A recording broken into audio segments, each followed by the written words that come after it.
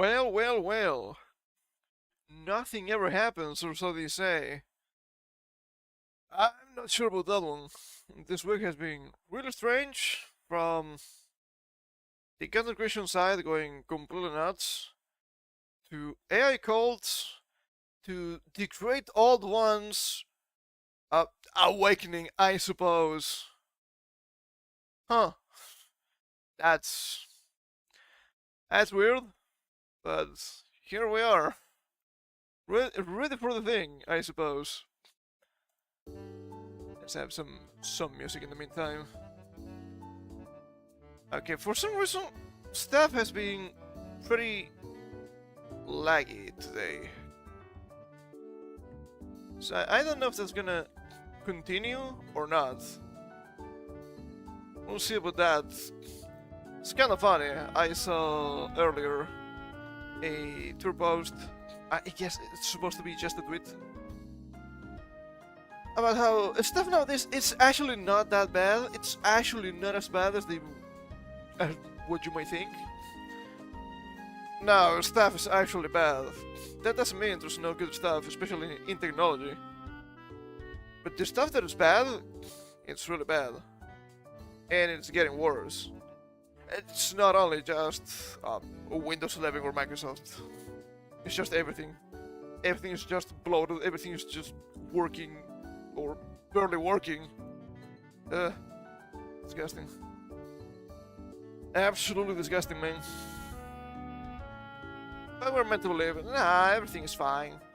Nothing strange is going on. Pal, I have eyes. I know what I'm seeing. So do not lie to me, okay? Is the music too loud? Okay, it feels a little bit loud. Let me lower it a little bit. I like having music to be pretty chill, pretty low, but some music nonetheless. I think that makes sense. Ow, ow, ow, I'm back. It's cracking. It's just a fireworks show sometimes. So where do we start today? Well, I think it only makes sense to start with something good. I mean, it's something good, but we know it's not gonna be for a long time. So let us savor this as fast as we can, because this is not it's not gonna repeat itself. Not in a good while, I believe.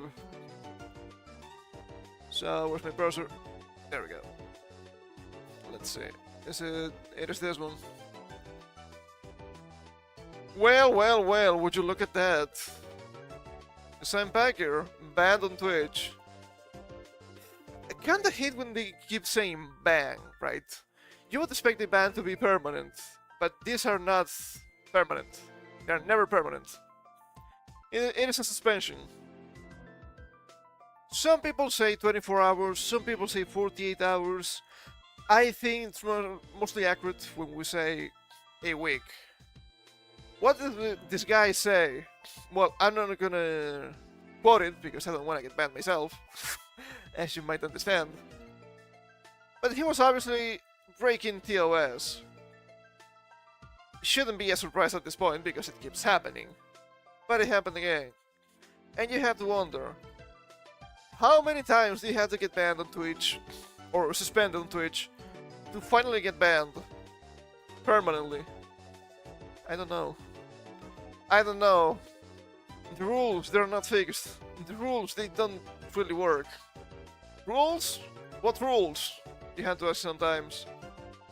It's pretty rough out here, what can you say? So this guy said something extremely stupid, and he got a slap on the wrist. Is he coming back? Of course he is. This guy here knows what's going on. Unfortunately, it'll only be for like 48 hours because Twitch is his own laser. We take as many wins as we can. That's wrong. We all know that. Everybody related to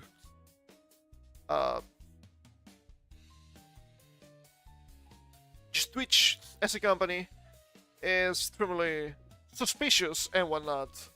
So of course the guy is coming back. the reaction to this has been hilarious, if you ask me. Oh, they have made 1 billion as an abuse. I'm supposed to be scared? I'm not. You thinking that some sort of own or some sort of wing is on its own hilarious. Not gonna lie. But I guess I don't know if I have these tweets in the proper order. Do I? I do. I actually do. Following this story has been a little bit strange this past week. And as I always say, be always wary of people that work for Twitch, especially Twitch ambassadors. So of course people have been going absolutely bonkers, especially in content creation, especially in the VTubing sphere, with current events. So of course current events meaning the deportations in the US. Hilarious to me, but it is more stupid the kind of chaos that's been blooming recently. So we have this whole situation here. We have Miss Lala. I mentioned before how this person is a Twitch ambassador, so always be wary, and well, let us say that what happened was not really that surprising. So she tweets, like many others, fuck ice. Ice not as the solid form of water or the Pokemon type, but immigration and customs enforcement in the US. Completely unprompted as far as I know, this person is not political in any way, shape or form, which makes everything here the more hilarious, if possible. So we have Rev coming in with Lars's 1950s VTuber. Its current federal agency that is more tamed than any law enforcement agency of the time period included in her LARP. Which, let us be true here, that's such a stupid thing to say, right? It's just really stupid to say. Because you can have any kind of aesthetics, that doesn't mean you agree with the politics of it, right? How many nobility content creators do you see? A lot of them. Are they about to just enforce the same draconic stuff they used to do back in the day? I don't think so. And that's normal. So, I mean, it's a little bit strange. Okay, is this a little bit too low now? Come on. This music is kind of pissing me off a little bit. Nothing makes sense anymore. Nothing makes sense. So strange.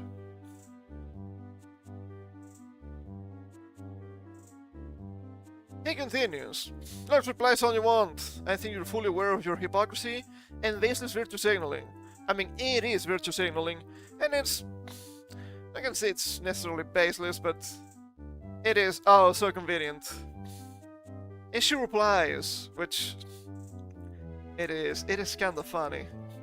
If you want to have a conversation about my actions, then come to me and let's have a conversation.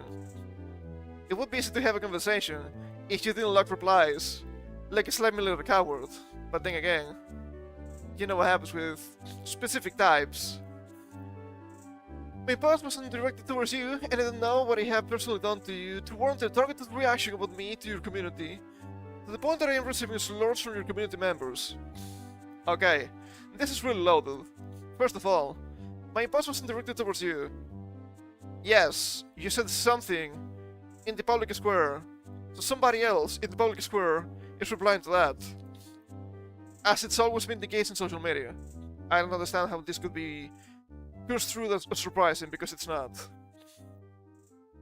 Targeted reaction about me to your community. She had negative replies before Rev said anything. So that's really convenient.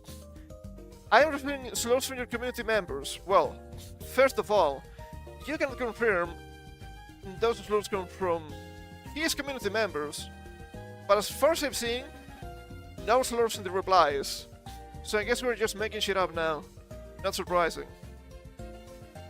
And of course, the classic meme. Ephesians 4:32. Be kind to one another, tender-hearted, forgiving one another, as God in Christ forgave you.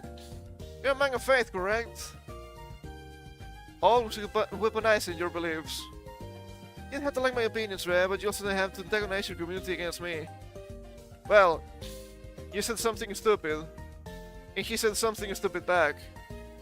I don't understand how this is such a big deal. Okay, this thing with the music is kinda pissing me off. Not gonna lie. Keeps going back and forth between too loud and too low. Trying to find the perfect balance, but it's kinda rough. Doing my best here, I promise.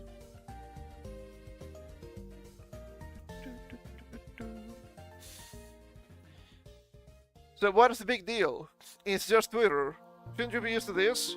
I mean, if you say something in public, would you expect literally everybody to just clap back? Well, applaud, not just clap back, I guess. I kinda forgot it had a double meaning. And if we go to the replies here, if I'm not mistaken, we have the classic meme, right? You shouldn't fight back when we mock you and destroy your country because Jesus said to be compassionate in the Bible somewhere. No, I'm not a Christian, and I have nothing but contempt for your backwards religious beliefs. So yeah, this argument wouldn't work on me, but maybe, if I use it on you, you'll do what I want. Many such cases.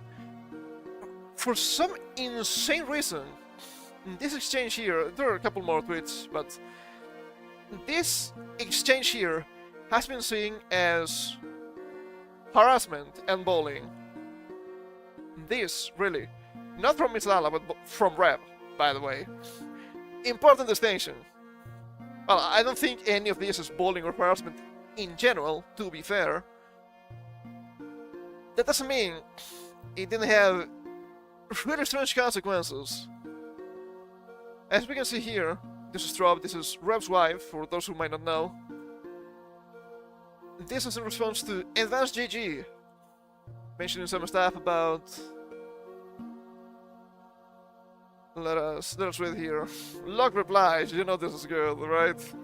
We want to address concerns that have been raised regarding a partner and recent conversations surrounding Advanced. Advanced does not support extremism or hate. We have zero tolerance for harassment, threats, doxing, or content that marginalizes any community. For community inclusivity, red flag, always a red flag. Respect and maintaining community where people feel safe and welcome. Unless they disagree politically. Just wait for it. And addressing recent concerns, including partnership matters, through an internal process. Will not do public callouts or trail on social media. Advance not a political platform. I'm not so sure about that one. By your own admission, which is important. Enforcement will be handled privately and consistently. Thank you to everyone who has supported Advance over the years. We've completed our internal review and have ended the partnership relationship at issue. This ain't one, but it's more than one as far as I know. We won't be discussing individual details publicly. Our standards are enforced consistently, and staff and community safety comes first. Okay? Both mine and Rep's contract with Advanced GG has been terminated. And I don't think Strop said anything. Which is insane to me. Look, if you have a strange crusade against Rev because he got into a fight with a Twitch ambassador, I say fights, it's just shit-flinging on Twitter. Barely shit-flinging on Twitter. It is truly insane. Sure, whatever, that's your prerogative. I don't think Strop said anything. So... Huh? I don't know if that's actually a clause in the contract. Sounds really strange and sounds really slimy. This whole thing was honestly very confusing and stressful, but I won't be going into details. Very disappointed to see this be their final decision. I wish them the best despite them hurting me in the way they have. Understandable. And there's another post that's not from the official Advanced GG platform. This is, as far as I know, the usual gamer drink company that sell you some sort of alleged gamer drinks. I don't know how they work. I'm never consumed that. It's not for me. But, I mean, a lot of content creators make good money with that, so it makes sense. They would get into the bandwagon. There's another post from the CEO, which sounds extremely strange. from Peter, Advanced GG. This is CEO slash co-founder of Advanced Gaming Supplements. I've read this and I can tell you, this sounds extremely fake and gay. My brother's story. Could have been Mary, could have been Charles, could have been Claire, could have been me. I'm asking people to change their alignment, but I hope your core values don't support what is happening. Non-political, by the way. If you do, please disassociate yourself from my brand. Your move. You're the CEO. Shouldn't you enforce that? I mean, you have the power to do so. It sounds really strange. Still on the fence? I just found out my brother, Minnesota born and 8 years in the military, but can look Hispanic. Which is kind of hilarious if we come to this guy.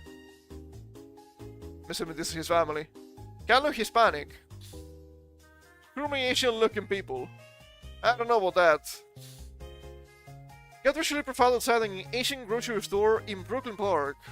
Thrown against the car, handcuffed after they shouted racial slurs at him and told him he didn't belong here, etc. In an attempt to rile him up and hoping he would start something. He instead got collected, didn't raise his voice, answered their questions, and told them he was reaching for his documentation in his chest pocket before he did it. Which is when they cut him and threw him against the car.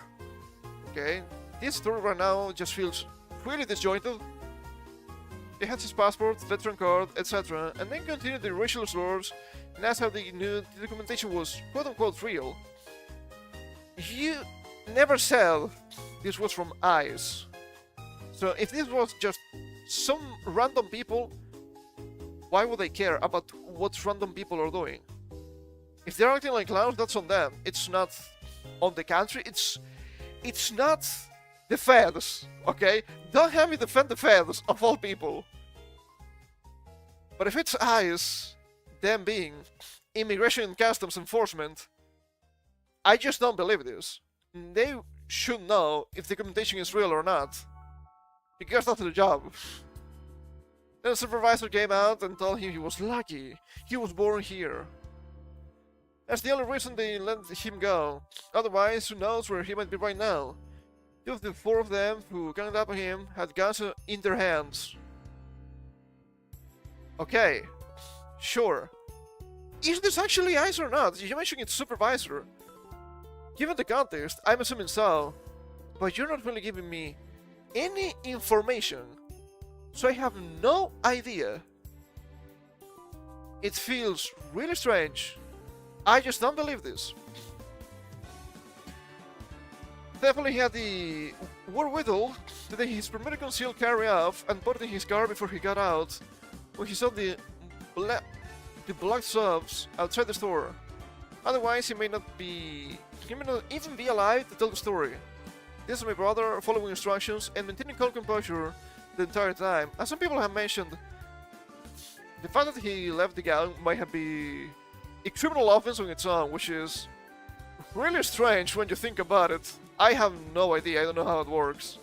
It's probably a state-by-state issue in the US, I have no clue. But as we can see, this sounds really weird and really convenient.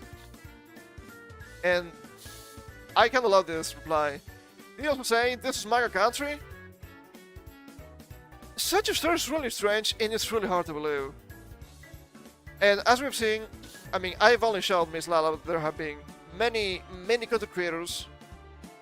The usual, don't bring politics into content creation, positioning themselves politically. So this feels really convenient. Did this happen? Honestly, I don't believe this. Not from the fans. Is it possible that this happened? Yes, of course it's possible. But it sounds so weird and so, see? And they're able, they're just rounding up random people that I cannot come to believe it, even a single bit. Especially when they're just dropping rev for something as stupid as this. It sounds so convenient. And we also have Rev's reply. They want to make post. but they terminated me and Straub. Despite the request that I keep this private, I will be uploading my side of the story soon. I don't know if he did it yet. I haven't checked. Don't worry, Lance, there's no need to share private or confidential info. I will only speak the public information since your indecisiveness and hypocrisy has allowed this to become a public matter. Which kinda shows a lack of professionality, if you ask me. Not to mention there are multiple partners in your company who have been harassing me and my wife. I will know you have been aware, and they are continuing to do so in the quotes of this response you made. Meanwhile, nor harassed anyone. I mean, you can disagree with what Trev's saying, but I don't think he actually harassed anyone. Calling somebody out is not harassment. You said something publicly, and you got the public reply. Wow. Imagine. You supported me and monetized me as someone who is unapologetically real and unfiltered until the head mob of unreasonable people became too much for you. Bend the knee. Enjoy your new audience. Kind of audience that usually doesn't buy your stuff, so good luck with that. And this is the description from his some of his merch here. I'm not sure how it works. Further item, shipped separately. Cool. Loud, fearless, and apologetically real. Represents Desu, embodies everything the senpai line stands for. Shaker 003 captures his raw energy and unfiltered personality, blending anime-inspired chaos with a sleek design. It's more than a shaker, it's a statement piece for those who never hold back. Ooh. It's only fine. Until it's not, I suppose. It's really strange. And I don't know if it's mentioned here somewhere. It probably mentioned somewhere, somebody does I bet. But apparently, everything that was related to both Rev and his wife ended up out of stock this past couple of days to show immense support. But they were dropped. So now I have to wonder, is this actually legal? I have no clue. Because if they drop them completely and they're not getting paid, that might be a criminal offense of some sort. Might be some sort of breach of contract. So I wonder what's gonna go on with that. Really strange stuff. Really strange stuff. And of course, as some people have been mentioning, this is just a really bad move for them. Not only because you shouldn't have dropped Rev, but you're showing people that cancel culture works. You can just bitch on social media and get somebody cancelled from their sponsorships when what's going on is literally a nothing burger. And at this point, because they also terminated some people on, let us say, the other side of the issue, you're not gonna make anybody happy. You made everybody mad, and you're nothing more than a shop. You're supposed to sell stuff. So why do you position yourself politically? Well, maybe you're trying to virtue signal too close to the sun. And I guess that's something that's far too common at this point. Do not try to virtue signal too close to the sun, because of course you're going to get burned. So we have here a screenshot before getting to the actual tweet from Otaku Espiritu from Enko de Galus, the mommy vtuber. As much as I don't want to, I'm going to start making a list of some vtubers who have not said anything about things that is going on in the world. This person appears to be more ESL than me, so it's gonna be a disaster. But to get this list to myself, to make sure I support people that align with my views while also supporting their content. It's a weird thing to do, but I'd rather not know than blindly support someone right now, because this is what is happening right now. The repetition is just insane. It's not me, it's written right there. You can just look at it.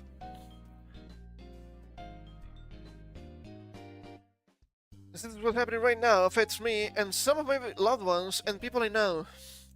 I don't expect these VTubers to say anything, but they're not even saying something as simple as fuck eyes. Even though living in America and also a minority themselves tells me everything I need to know. It's still hilarious how the most vocal people against ICE at this point in time happen to be either Canadian or British, not Americans. So, what a strange thing to say. The money they get from fans, sponsorships, and more, besides for personal things, matter more than their morals of the wrong and their views that are watching. And here we have the reply from Spiritu. There's a common tactic to use, and it's trending again. There's nothing wrong with making a list and saying, I'd rather collab with these people because I enjoy them more. But by making a big public statement, it's clear you want other VTubers to do the same, and to signal that if someone doesn't align with your views, you collectively blacklist them and try to destroy their sponsorships. I mean,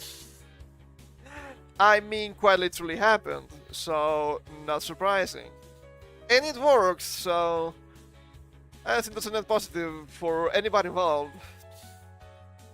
So ask yourself, are people saying fuck ICE because they mean it? Or because they're scared of being blacklisted by these extremists? I mean, some people probably just believe it, because some people will believe anything they see on social media or the news. It's like when shops put up BLM signs because they fear looting and just want to be left alone. These people aren't interested in real conversation. They want to destroy anyone who doesn't bend a knee, yet they preach lower the temperature. And of course, this is extremely hilarious to me, because this usually comes from the side of, do not bring politics into VTubing. But then, they act as if their politics are not politics, but just normal. Well, no, if you have some opinions about policy and how to run the country, that's politics. It might not be necessarily partisan, but it's politics. Your politics are showing, pal. So, do not lie to me. Okay, do not lie to me. If you want to be political, be political. It's fine, but understand that people are gonna push back. Especially when you've made your brand about not being political, or just not necessarily a core of not being political, but just making content, which is completely normal. Most content creators that are, maybe not content creators, but I would say that big VTubers for obvious reasons, they have any kind of political slant, or not an obvious one at least, not outspoken, you might understand in an unspoken way, but they're not preachy about it. So you get people from all walks of life, and that's completely fine, there's nothing wrong with that. That's normal. But then if you say something like this, you're positioning yourself in a political way, so you're ostracizing, potentially, half of your fans. I'm not sure that's a good idea. Maybe you shouldn't. I mean, it's kinda funny, it's me saying this when I'm really outspoken about a lot of things that normally are a big no-no in these spheres. But the thing is, I rather think what I say, well, not wrong. I rather say what I think, because I always done that since literally the beginning, because I find that to be really interesting, than trying to be slimy about it and then having a huge drama. I have some replies here that I think mention some similar stuff. When they don't be political, the VTuber crowd cries for VTubers to be political. It's going to make people on their side upset with them. You're gonna make people upset on any side, I bet. Because if you're watching, as they usually say, cute girl doing cute thing, or whatever, even if you agree with them, maybe you don't want to hear them preaching about politics. Which is fine, which is normal. But then again, you will support the current thing or push against the current thing, because that's how the cookie crumbles. It's been happening non-stop recently, even to the likes of Tomoe. This is the last time I'll hopefully ever have to speak on it, but please stop saying, this person needs to say something. Nobody owes you anything, regardless of what you may believe. Like, content creators make the content they want to make in peace. I think it's that simple. For those who may not know, Tomoe, as you can see, or maybe you can infer from the ocean mark being the US flag and a horse, she is military design. With she uses military aesthetics.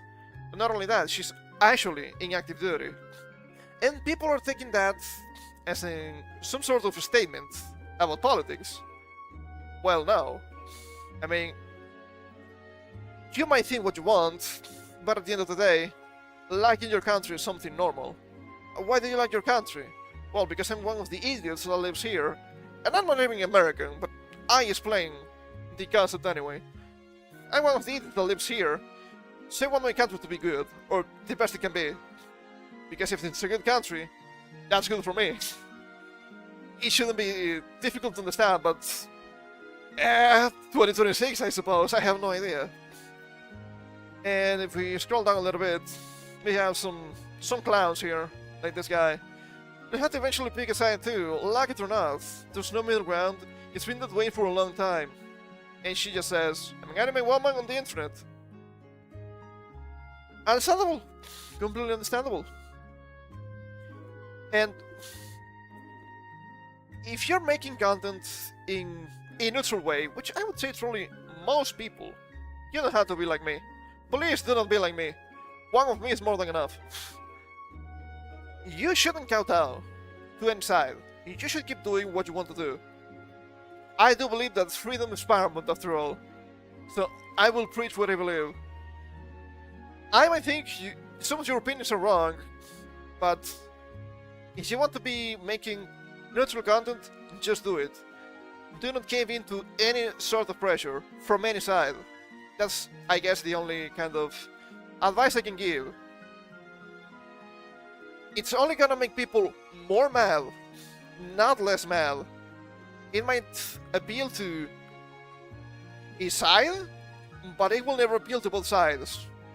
It's like in some video games, right? It's trying to appeal to a specific faction, and then the enmity from the other faction grows. And this is the same. If you try to appeal too much to one side, the other side is gonna see you as an enemy. It doesn't matter what you do. Sometimes one of the sides is gonna see you as an enemy anyway, because they're extremely deranged. You're gonna be like, you know what? I don't like you. You're one of those.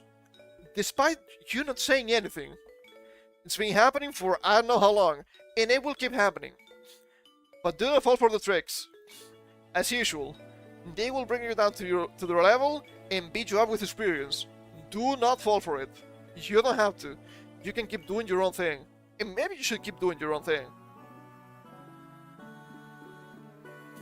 After all, do you want to get in trouble with sponsorships and whatnot? I don't think that's a good idea. That only sounds dangerous to me. I'm really kind of tired of these people. They're like, you cannot bring politics. Unless it's my politics. Well, no. If you can bring politics, it's just every single politic available, okay? Even the ones you don't like. That's how it works. These people are so annoying. I don't know if there are some more interesting replies here.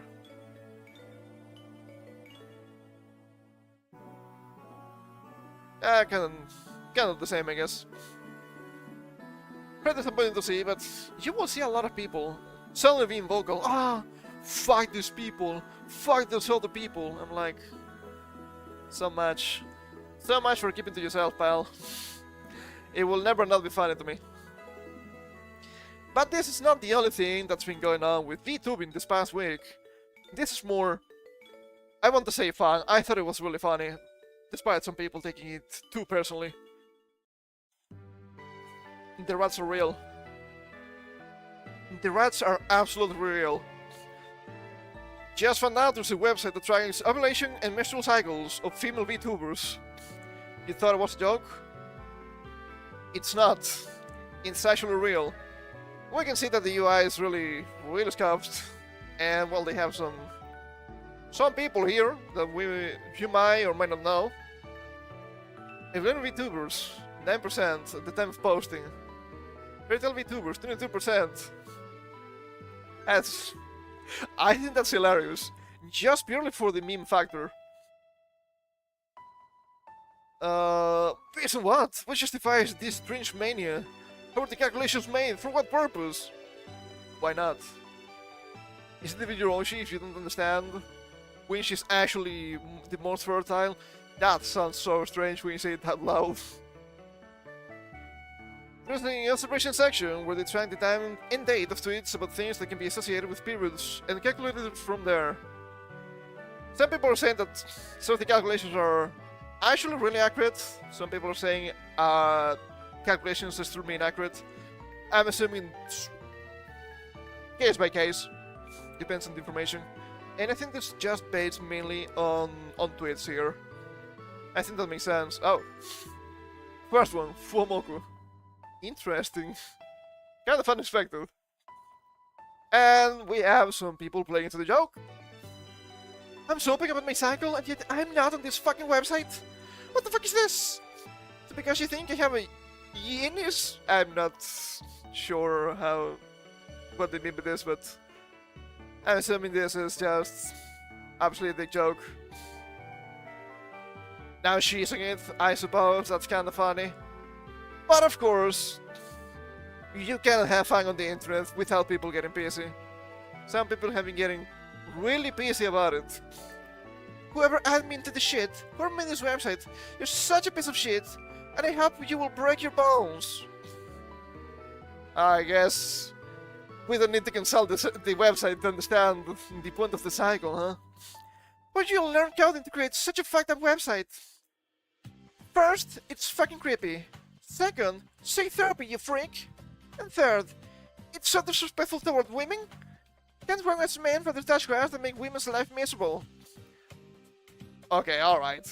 You might dislike this, and sure, I think that's fine. To say this is in any way making women's life miserable is just insane. I just don't get it. Isn't the menstrual cycle something normal? I think so. What's the big deal? I don't get it. I don't think this is hating on women. If anything, this shows dedication. Also, maybe they already knew how to code before making the website, okay? Do not get so busy with this. And there's a lot of yasquing in the replies. And the people defending this are out of themselves. This guy like a man whore. Oh, disgusting. But for them to add guys on this, considering the burden of proof is simply someone mentioning their tummy hoard. If I mention something like that, and they put me on this website, well, it's obviously not the menstrual cycle, because I'm not a woman. But it means that my body's crumbling. It happened before. It's not nice. Always taking everything so personally. Never play into the joke, woman. Never play into the joke. And I also think this one got into some sort of controversy recently with I don't know what. It's always the same people, always bitching about the same stuff.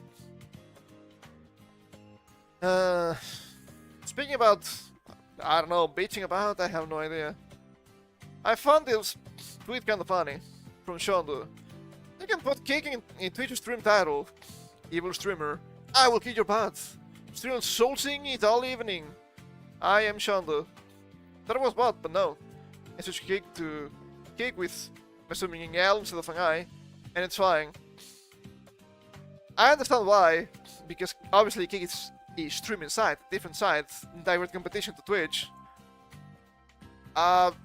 Kick is also a normal English word. I don't know what to tell you, man. Prevent the inevitable streaming on kick titles. Don't worry, people will know. Link in the description. I mean, kick in bio and all that. And still speaking of kick, there's apparently an update to kind of an older story. You might remember this. French streamers to stand trial following John Portman's death on Kick stream. This was a big deal.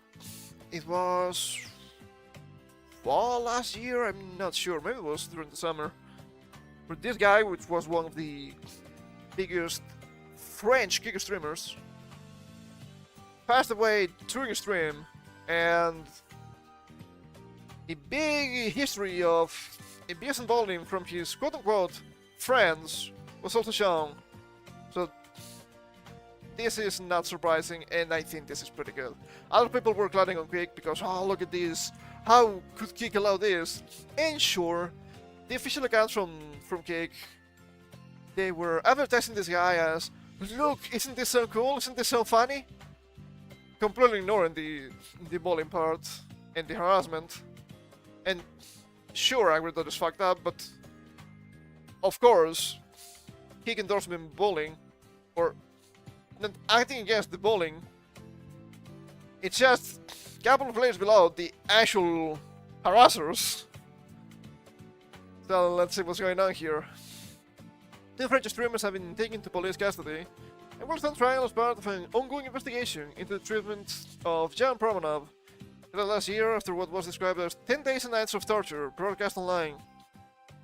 The guy could barely sleep, as far as I remember. And there were also other clips, I don't think he showed them, but the harassment was pretty nasty. Promanov, real name Raphael Graving, died on August 18th, it was through the summer, at the age of 46 while live streaming on Kick. French media described the days leading out to his death as 10 days of torture involving fellow creators Owen Naruto, Sendoti, and Safin Hamadi. I'm not sure about the first guy, but the second guy, a clear French name, am I right? I mean, look at this French guy. The marathon broadcast reportedly included extreme physical violence, deprivation of sleep, which is really dangerous. I remember that guy that tried to break the world record for staying awake, and that looked really bad. And ingestion of toxic products. The case has since become one of the most closely watched streaming-related investigations in France. I mean, it's France, I don't think they have anything else going on in this streaming sphere anyway. Sendoti and Hamadi have denied any responsibility, maintaining that the content was consensual. Even if you say that, and if you can prove it to some extent, that doesn't make it lawful. Okay? If I agree with somebody to kill them, it is still murder, it's still illegal. I know that's an extreme example, but I don't think it's wrong in this case. The autopsy previously concluded that Promanov's death was not directly caused by the intervention of another person. At the time, Promanov's mother also publicly defended the streamers during her son's funeral, calling them great people who never mistreated him. Woman, I've seen the clips. You're full of shit. Also, I don't know about the autopsy, but the guy was clearly... This man was clearly struggling with mental health, and most probably also stress. So it was a disaster waiting to happen. French streamers faced multiple charges after Jan Promanov's death. Authorities have now taken both men into custody following a wide-range investigation. According to Le Monde, they are being held on multiple charges, including assault, incitement to hatred, abuse of a vulnerable person, and recording and broadcasting violent images. I mean, some of the clips I've seen, I'm not sure I could show them on more reputable sites. So, make of that what you will. On such a charge of violence against minors after a 10-year-old was allegedly thrown on Jan Promanov during a wrestling match. What a strange thing to do! They are not being charged for Jan Promanov's death, but rather his treatment leading up to it. These measures constitute takeovers of police custody as part of the preliminary investigation initiated in December 2024. The minister said in a statement. Wait, was this not last year? What do you mean December 2024? Hold up. Prosecutors first opened the probe into the group in December 2024, months before Promanov's death, after discovering footage allegedly showing him being insulted, struck, having his hair pulled, and being shot with paintball guns during live streams. Oh, so it's wrong with those cases. They were on our radar. This can have been prevented, but it wasn't. Kinda pisses me off, but what can you do? Realistically speaking, what can you do, really?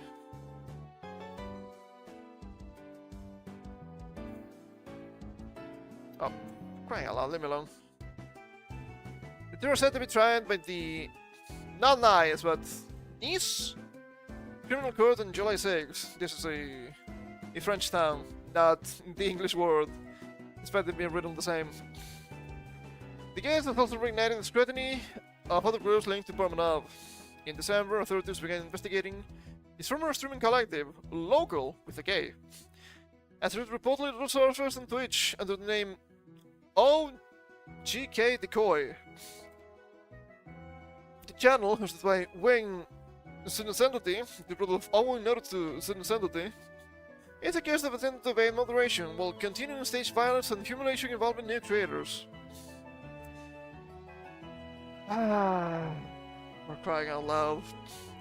Look, people tell you, just hitting the French. It's Reddit stuff, it's normal stuff, and then they do shit like this. I'm sorry, but I think it's justified. If they weren't this stupid all the time, maybe I would have a better opinion of them. French authorities released out the blocked Cake nationwide following Portman's death. I mean, it's more of a matter of enforcement than just Kick being evil. I do think that Kick is really flawed, but that doesn't mean you have to block it. From public safety concerns, however, court rejected the request, ruling that such a ban will be disproportionate. Yeah, I think that's fair. We'll see what happens with that. So, what kind of name is that? It kind of sounds sanity with an A. In E here? Yeah, this is in E here. This is just a typo. Kind of sounds Italian. But I'm not sure where the guy is from. After all, Owen doesn't seem to be really a French name to me, but I'm not sure.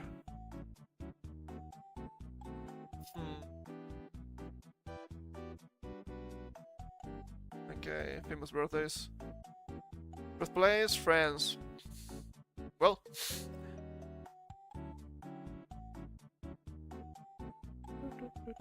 Oh, for crying out loud, yeah, that makes sense. That makes sense. A TikTok influencer. Explains a lot. Not a big fan of China. That's for sure. And doesn't get any better with this. Eh. That's kind of strange. That's kind of rough. But it'll help.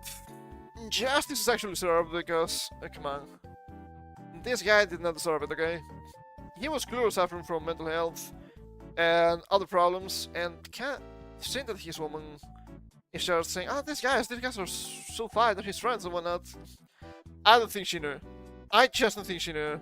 Within the images, yes, never understood my ass. I'm sorry, this guy was being abused constantly on camera. I mean, this says a lot, right? This says a lot. It could be just a stunt? I don't think so. What do we have? Okay, this is still social media related and content creation related. I thought it was really funny. From Nikita Beer. The Chinese government floods egg search results with porn whenever there's political unrest to prevent their citizens from finding out real-time information. This has been a difficult problem to solve, but we are aware and working on it. Kim Jong-un strategy. I mean, that guy is Korean and not Chinese, but I don't think it's surprising, but it's still unexpected. That's crazy to me. Public women replies get spammed when you say anti-CCP things. I don't think I've said this before. Since to defeat your enemy, you must first make them horny. I mean, if it works, cannot blame the guys. And for the next thing, we have a clip, a really strange clip, nonetheless. It has to deal with current events, content creation, and a bunch of different stuff. I think it's well known that I'm not a big fan of Mr. Beast. But what is going on here is really, really strange. I guess I can print this having a different tab. Mr. Beast promoting Epicus Love Meat alternative company. Look inside. Funded by Bill Gates. Every single time. Bill. Then you have STDs to take care of. Pal. And this clip is absolutely fucking hilarious to me. Mr. Beast showed the $200 million lab where no chickens are harmed to make genetically grown chicken meat. A product that could potentially save billions of animals. It's kind of funny because these people rather have the animals just die instead of being used for consumption. I've talked to vegans before, I know how they work. They are really strange pieces of work. Mr. Beast even ate real chicken versus the lab-grown chicken and noticed no difference. Sure. Let's take a look at this. To Upside Foods that has literally produced hundreds of thousands of pounds of chicken meat without killing a single chicken, which is incredible because yeah, it is incredible. How's that gonna feed me? Where's the soul? I just don't get it. over 220 million chickens are killed every single day in order. You say that's a problem. We kill 220 million chickens every day because we make those chickens for consumption.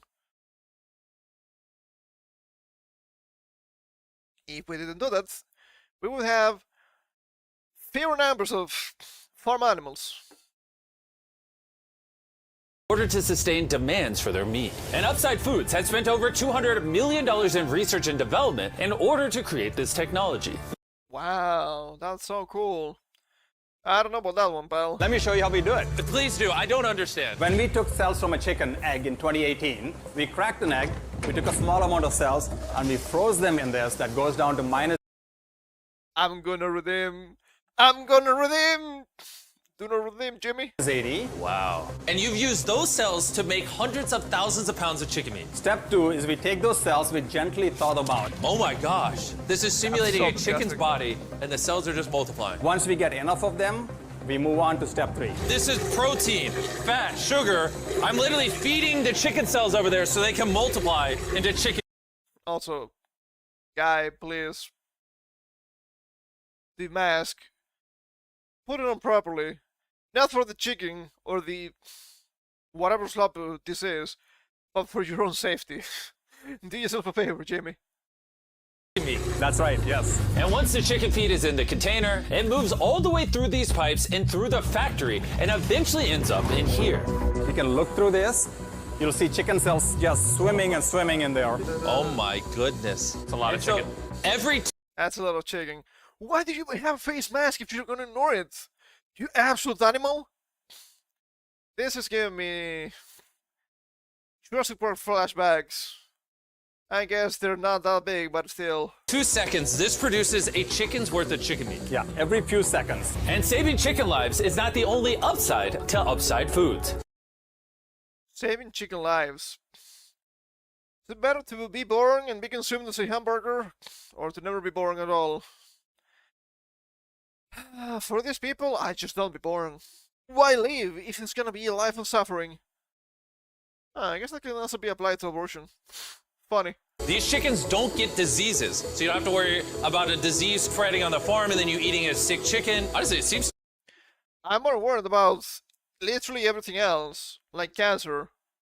But sure, go off, Jimmy. too good to be true. Well, let's go and try it. Please, I need to try it. I need to see how this tastes. Now we're gonna put the meat we just grew to the test. Come on in. I brought one of the best chefs I know, Nick DiGiovanni, and he's prepared for us 2 chicken sandwiches. One of these sandwiches...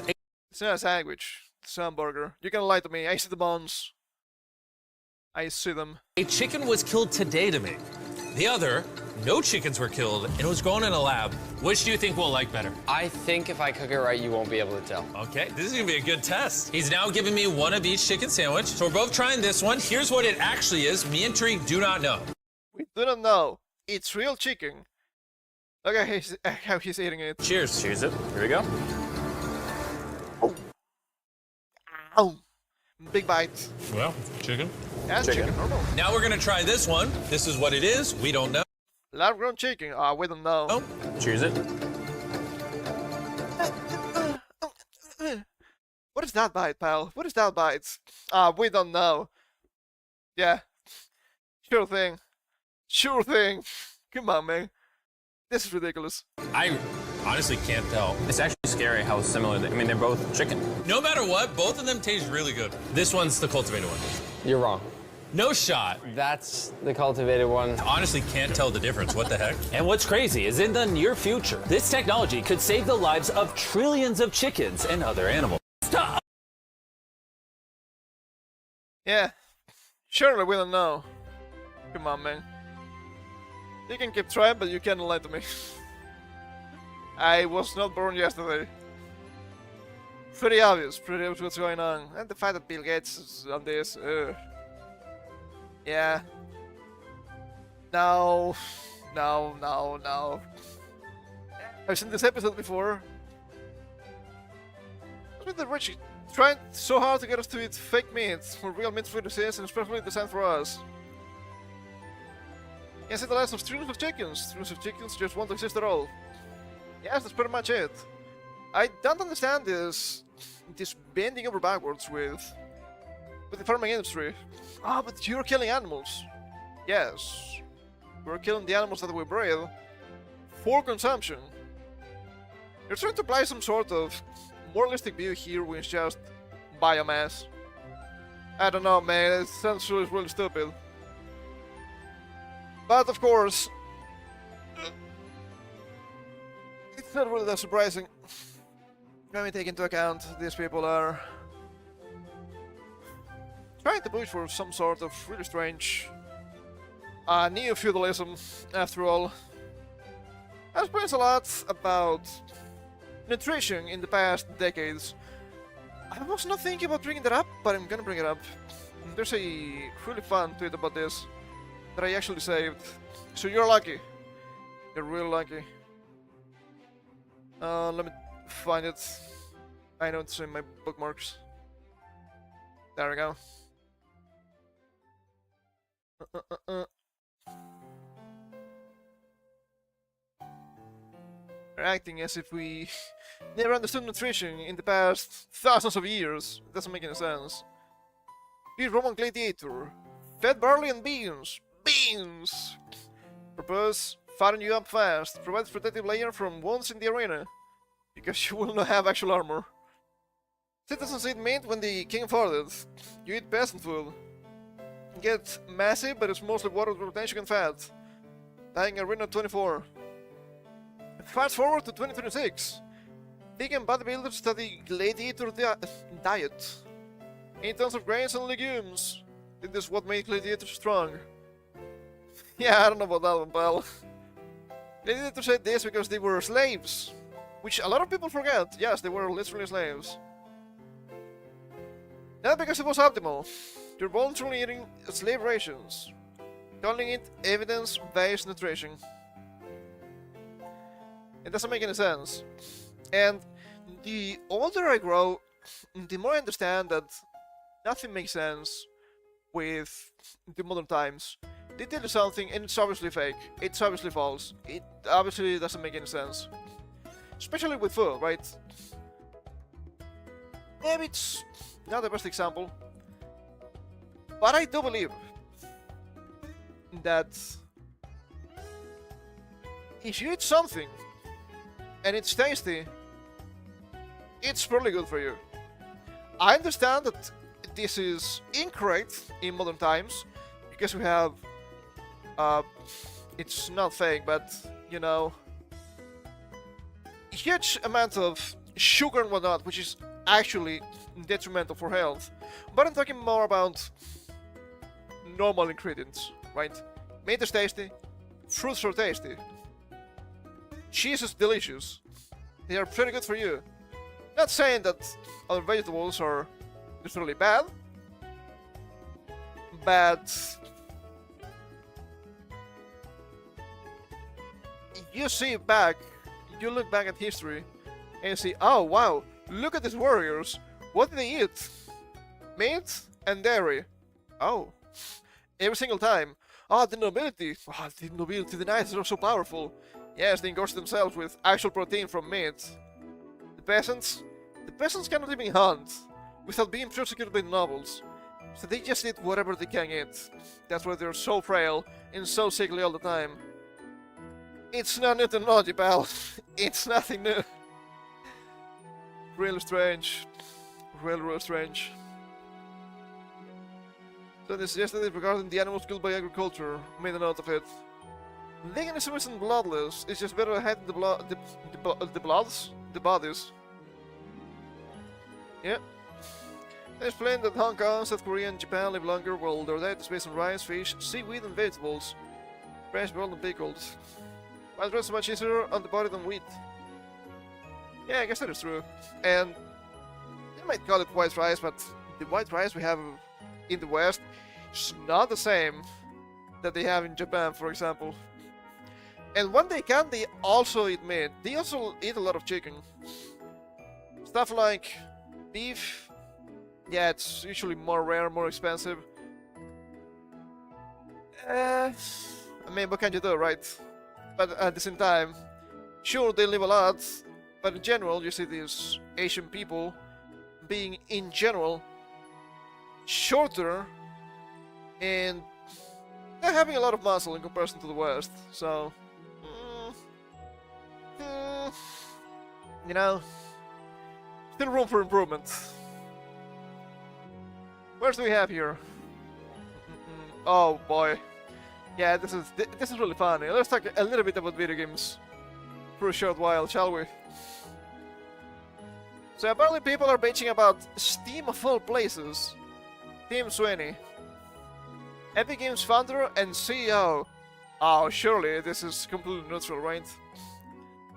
Steam's rules to explicitly prohibit games from steering players to comparing purchase methods, forcing everyone to pay 30% of Valve. Apple and Google did the same until the court explicitly found this practice to be unlawful. Now they don't. There's a massive difference between Apple and Google. I don't think this is what they're mentioning here. The main difference with Apple and Google and Steam is that nobody's forcing you to use Steam. People use Steam as a store because it's just that good. You have to use Apple and Google because it comes by default on your phone devices, and I don't know if you can actually get an alternative nowadays anymore. In the case of Apple, it's even worse. If you want to pay like super chats and subscriptions on YouTube and you have an iPhone, 30% of that is going to Apple because they are using our services. Well, no, they're using the app. So never do that. Never do that. Always use web instead, or just the computer. That'd be even better. People use Steam because Steam happens to be that good.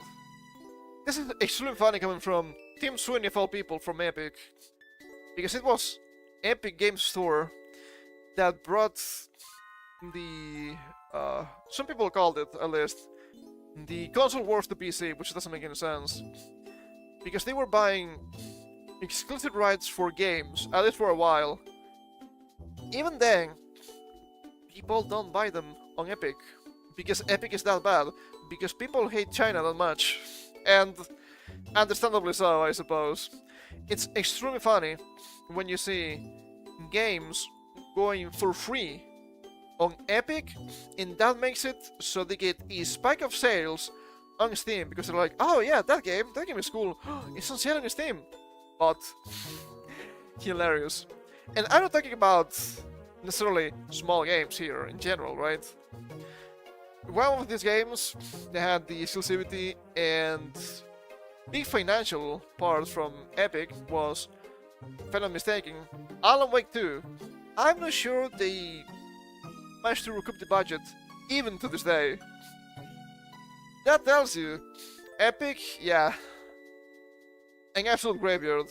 It was even funnier with Kingdom Hearts. Kingdom Hearts on Steam, it's finally on PC! It's been on Epic for what, 1-2 years at that point? And nobody cares about Epic because it's not bad. What do you say here? Community notes. District and Circuit Courts rejected Epic's Sherman Act claims of distribution exclusivity, monitoring IAP and anti-steering. Epic only won on anti-steering based on CA state law. Steam is not a walled garden, so the anti-steering theory/remedy doesn't map clearly onto it. Yes, it's completely optional. You can go to GOG or other stores, but people don't for a reason. Today in the USA, developers are free to steer users of iOS and Android apps. The compare and purchase methods. Apple and Google collect 0% on those transactions. On computers and smartphones, Valve is the only major store still holding onto the payments tie a 30% junk fee. You're trying to tell me that Steam prices are draconian. They're really not. You have sales all the fucking time anyway. Store can charge a fee for selling a product. The court found is after you bought a game, the store can force all in-game commerce between you and the developer to go through them with 30% junk fees. It's like a car dealership demanding 30% of cars purchases. Okay. This is wrong in many levels. First of all, you're not actually buying the game. I don't disagree with that, but legally you're just buying a license, which is kinda bad. And all in-game commerce between you and the developer to go through them with 30% junk fees. If you're talking about DLC, that's how PC gaming works. That's how it works, Bell. If you bought the game on Steam, you will have to buy the DLC on Steam. But if they have microtransactions, they don't go through Steam. Like, in-game purchases not tied to the store DLC. So I don't know what you're trying to say here. Like a car dealership demanding 30% of gas purchases. How about the car dealership demanding a subscription for your heated seats? Not paying more as an extra, which makes sense, but a monthly subscription. It's been happening for a while. Currently there's a misleading community note on this. Yes, you can buy Steam keys off of Steam. Once you own a game, Steam forces developers to use Steam payments for all in-game purchases and pay 30%. This practice courts found illegal for Apple and Google. But you don't have to buy it on Steam. That's the main difference. Also, are you gonna tell me it's not literally the same in the Epic Store? I just don't believe you, because that's how PC gaming works. Steam allows third-party systems for in-game microtransactions. Steam's microtransactions implementation guide. Steam places no restriction on what you sell or how you sell it, nor does it preclude the use of whatever other mechanisms your game has for selling items. Just conflating that with DLC, but DLC is also hosted on Steam. So obviously, if you bought, let's say, I don't fucking know, Fallout on Steam, you will need to buy the DLC on Steam. That's fine, that's normal, that's been the case forever. You people at Epic do the same fucking bullshit anyway. So didn't give me that.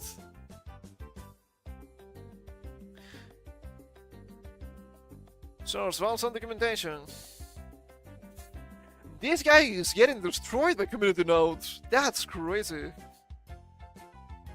The prime misleading community note has been replaced with the bogus, legally confused community notes. Epic vs Apple and Epic vs Google cases found those stores' anti-steering provisions to be unlawful. Apple under the Unfair Competition Law, Google under the Sherman Act. The Google case that Epic won involved broader antitrust violations. The Apple case found on federal antitrust liability, anti-steering included. Epic's anti-steering wing is California state law. It is relevant content when making anti-steering legality claims across platforms. This guy is getting fucking destroyed. Finally, the fifth community note is true, but the community note simply confirms exactly what it said. Congratulations, community note team. This guy is getting destroyed here.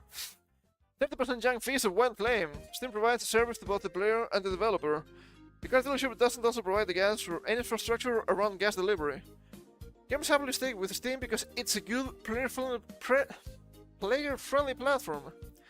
EGS by comparison is a baggy mess that lacks features. It's a no-brainer for consumers. Car makers provide services too.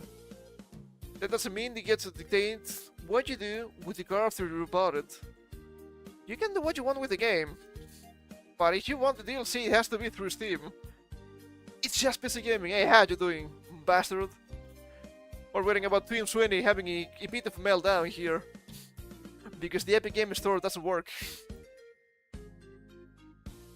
Then the difference is that Steam doesn't control the PC hardware market, and PC users aren't forced to use Steam. Even the hardware that Valve does sell, but beyond that, using Steam sales, visibility, and distribution infrastructure for a free-to-play game, but redirecting microtransactions elsewhere, it's just a way to get free infrastructure. I wouldn't expect Valve to accept that at all. The game is thrown into the Saints, where we zoomers? I don't know, he's been bitching about. But to be fair, there's an actual legal issue here, apparently. Steam maker Valve is up against the 900 million USD lawsuit in the UK, in case of rigging the market and excessive commission prices. He just got the green light. They're about to find that no, Steam is not a monopoly because of antitrust, it's a monopoly because it's just that good. Do I need to bring out that legendary quote by Gavin? Piracy is not a case of prices, it's a case of service. And in many cases it is. You see that all the time with, which games? I think it's Ubisoft. I think it's Ubisoft, imagine my shock, having absolutely broken launchers. Even if you buy the game, sometimes it doesn't work. You're better off buying the game, but then just acquiring another copy. This will not, they're gonna be able to do suit Valve. I don't think this is going anywhere. But it's kind of interesting, I think. Nicky shot balls. I'm about to shot ball this dog. Lawsuit against Valve claims its Steam business practices are anti-competitive. No, the anti-competitive practices come from Epic. Once again, they have bought exclusive rights for the store for many games before. So, yeah, I don't know about that. Having said that, the heard Valve is quite hard to deal with for small production or indie game devs. Well, I actually have no idea. That could be true, but only because Steam is that popular. I've also seen some really strange censorship to smaller teams. So, despite me praising Steam and Valve most of the time, they are far from perfect. We just read last week about Tokyo Clan Pool finally not being censored in the West, even on PC. And that's just the physical release. If you bought it on GOG, you get a censor patch. It's not even allowed to be on Steam. And the game is not that spicy when you actually have a billion poor games on Steam anyway. That's something really strange that's been going on for like a couple of years at this point. Not a big fan of that. Well, the creator for Steam, the biggest PC game in storefront in the world, is facing a £656 million. Why not 66? Too close. Transaction lost in the UK. Originally filed in 2024 by digital rights activist Vicky Shotbolt, the case is now being allowed to continue by the Competition Appeal Tribunal per new ruling. Digital rights activist. Look, if this was about I didn't actually own the game, you own a license, I would agree. I'm pretty sure it has nothing to do with that. The claim against Valve of rigging the market and taking advantage of UK gamers by contractually obligating publishers and developers to not sell their games on other platforms at lower prices than the versions available on Steam. They can just not sell on Steam if they don't want to. If they sell on Steam, that's their own decision. Also, I'm not quite sure if this is actually the case. It's probably some sort of non-compete, right? If you sell your game in different fronts, but you offer better deals to different stores, yeah, that's a conflict of interest. I don't think this is antitrust necessarily, or against digital rights. This forces them to always give Steam the best deal and limits potential offers to customers, it's argued. Well, not really. You have to give them all the same deal. And if Steam has the 30% fee and other storefronts don't,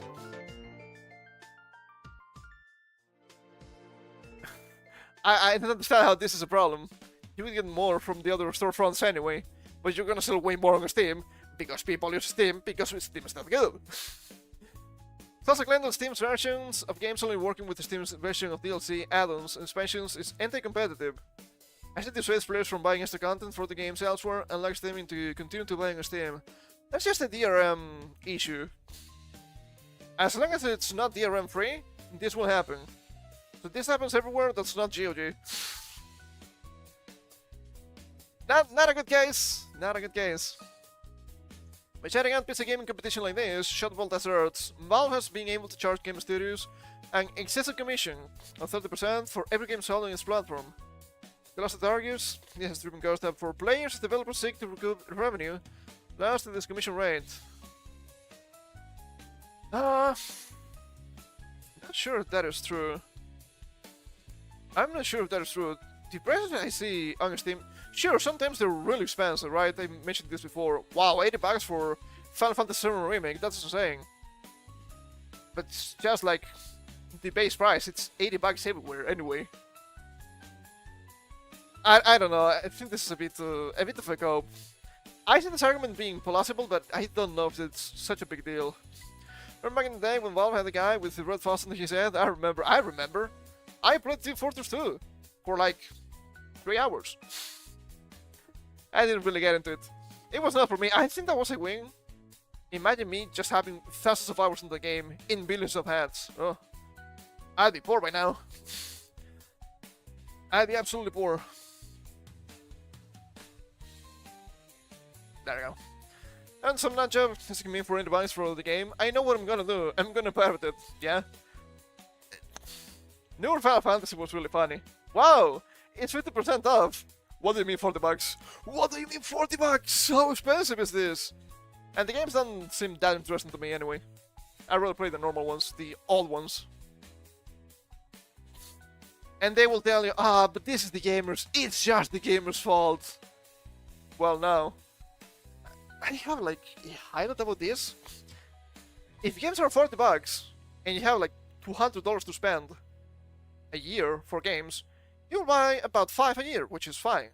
If suddenly they are 70 or 80, you'll buy at best 2 or 3. So yes, you're gonna sell less when it's really expensive. It's just basic economics. It shouldn't be surprising, yet here we are. Just get more money, LaBelle.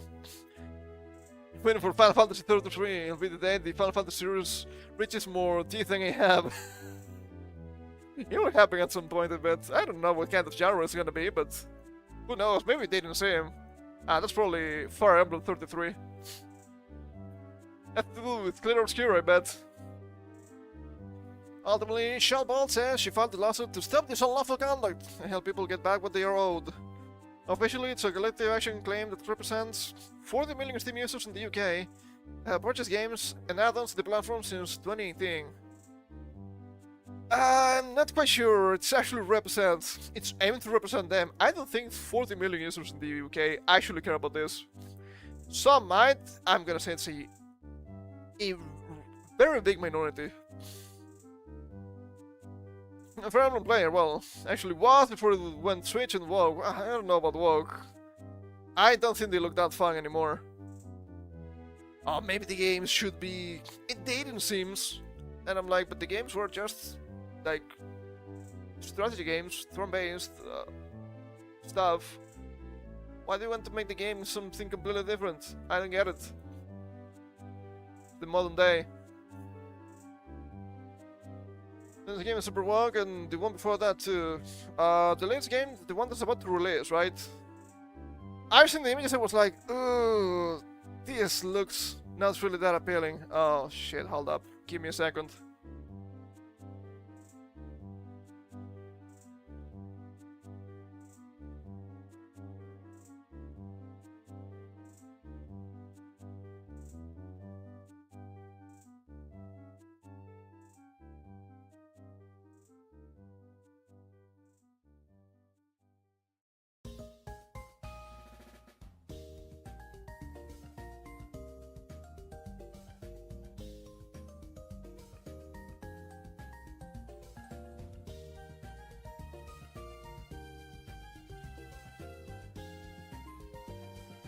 There was a big spider on the wall. I don't know how it reached that place, but it did. I was kind of on edge for the past couple of weeks because I hadn't seen any. So I was wondering, are they still around? And I cannot see them, or are they not here? I guess they're still here. They're pretty big. Not cool. As long as it stays away from you, now they're getting killed. They're pretty big, and they have kind of big chompers. Not a big fan of them. The next one is engaged with Gold-chan, or Pepsi-kun, whatever it was called. Ah, yeah. That design was really... how to say this? Really excessive. I was not a big fan. I was not a big fan of that. And it's kinda going into a different way. They will tell you, oh, but Awakening saved the franchise. Well, do you want to save the franchise with a game that's... I didn't really play Awakening. I should at some point. But is it really worth it if the franchise goes in a completely different way? It was the worst thing I've ever seen, yeah. It's kind of disappointing, because I know the person that made that design also made the models for Bay in Whole Live, and she kind of looks really cool, so I don't know what happened there. Really strange. And cross-dresser and / or transgender Rosado. To be fair to Japan, you might find some games that, in the translation, they will tell you, ah, yeah, this is some sort of a current day thing, when it's clearly not the case. Because there are different... how to say this? It's not the same in Japan, right? In Japan you have different words for what a lot of people just call trans and whatnot, but you have cross-dressing, which is not that big of a deal in Japan, and you have some sort of different types of effeminate guys, right? But that doesn't mean they're trying to be women or anything like that. It was surely a male that looked like female, though, by design. Yeah, but a good example of this would be in Dragon Quest XI. You have Sylvando. Yeah, it's really feminine. And you see the guy, and yes, you can tell that he's extremely fruity.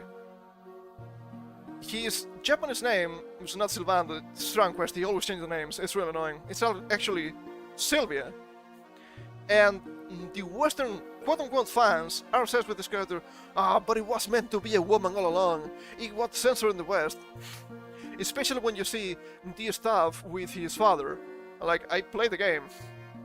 You don't know what you're talking about. Sure, the guy's really feminine and whatever. That doesn't mean this guy is a woman. And if you see the plot with his father, it's not that he's trans. It's that he probably was meant to be a knight, but he wanted to be a performer. Because his father is an actual knight. Also, I don't know what's wrong with his father, because he has a Spanish name. But in Japanese he has a different Spanish name. It doesn't make any sense. I say okay with an face. I mean, you don't need to like it, but it's completely different. It's just weaponish stuff. However the case is, I'm not really that impressed with modern day Fire Emblem in general. It looks... how to say this? I thought with it's trying to appeal to some strange types. The support mechanic was not bad. You don't need to make into a dating sim. I don't know. I'm also not a big fan of the fans themselves. I find it to be really annoying. Maybe that's... maybe there's a reason after all. And I mean, if I were to show you a picture of the guy, you wouldn't think it's some sort of deviant or anything like that. That's the point, they should have stuff that when the source was provided with Awakening. I really enjoyed Fates, so that too. Yeah, I've seen some people enjoying Fates, but yeah, it's really going in a strange way. I've seen the trailer for the new one, I'm like, are we sure this Fire Emblem? I'm not sure about that. The signs all look really strange. Not a big fan. Not a big fan. But hey, as long as it sells, you will see stuff like non-binary in Tomodachi Life. Why are they like this? Why are they like this? I was trying to appeal to the current thing, I just didn't get it. It never sells. Have you seen Ubisoft? It never sells. Come on.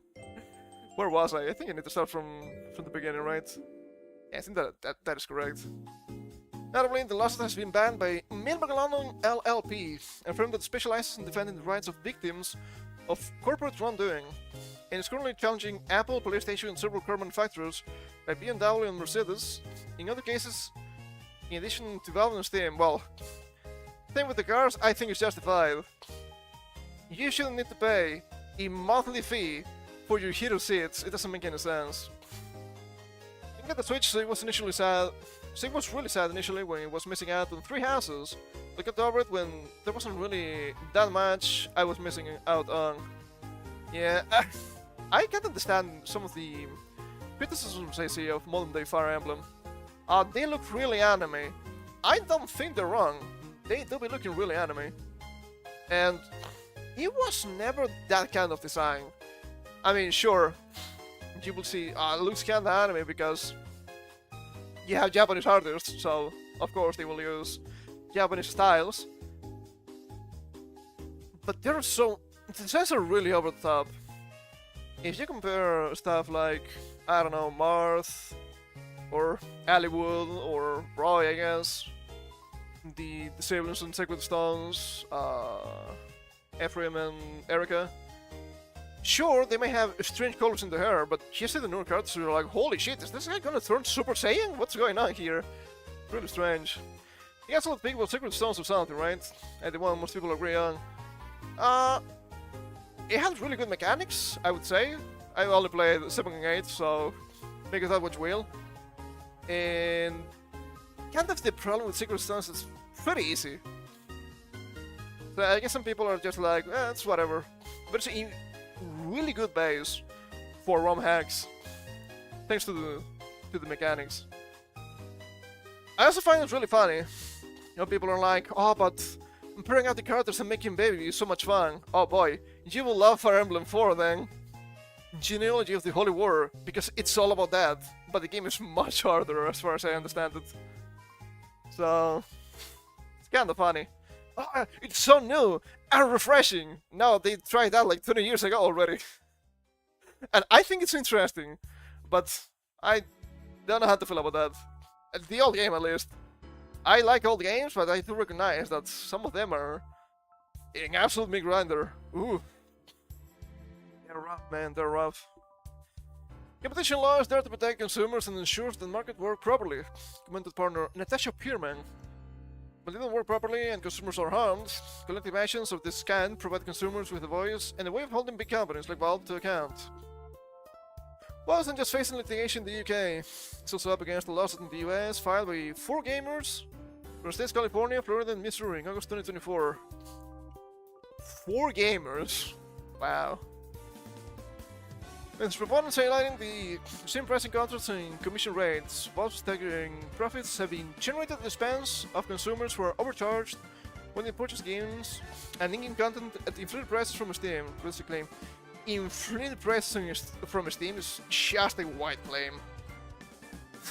What about the sales, pal? There's generally Japan only. I mean, yeah, of course, but it's a single game. It has a patch anyway. So, is it really Japan only? I think some people are waiting for it to be remade. If they actually remake it, it's gonna be really different, I bet.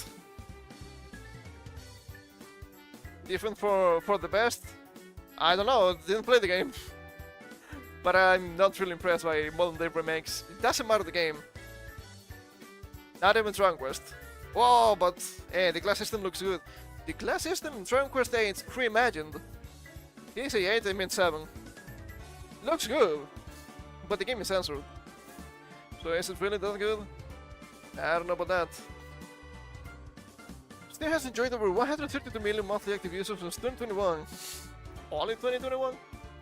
And generated over 16 billion in revenue in 2025, according to Alinea Analytics Market Research.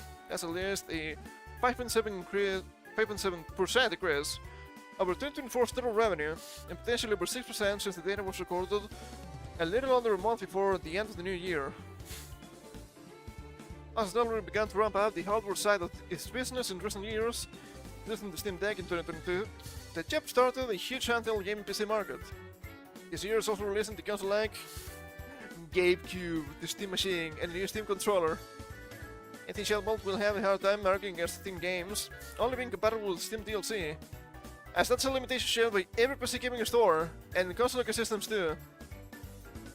Yeah. And not only that, there's also some really strange caveats with sharing stuff between games. Not just DLC. There's also sharing saves. I might understand not being able to share saves between different platforms. Even though, which kinda funny, speaking of Dragon Quest XI again, back in the day when it released, it was available for PS4 and 3DS. Japanese only, of course. But you could transfer your save between PS4 and 3DS at will. That's something that doesn't really happen. I would say it's more strange or more dangerous when you have games like Yakuza Kiwami, or I guess Kiwami might not be a good example. I'm not sure about Kiwami.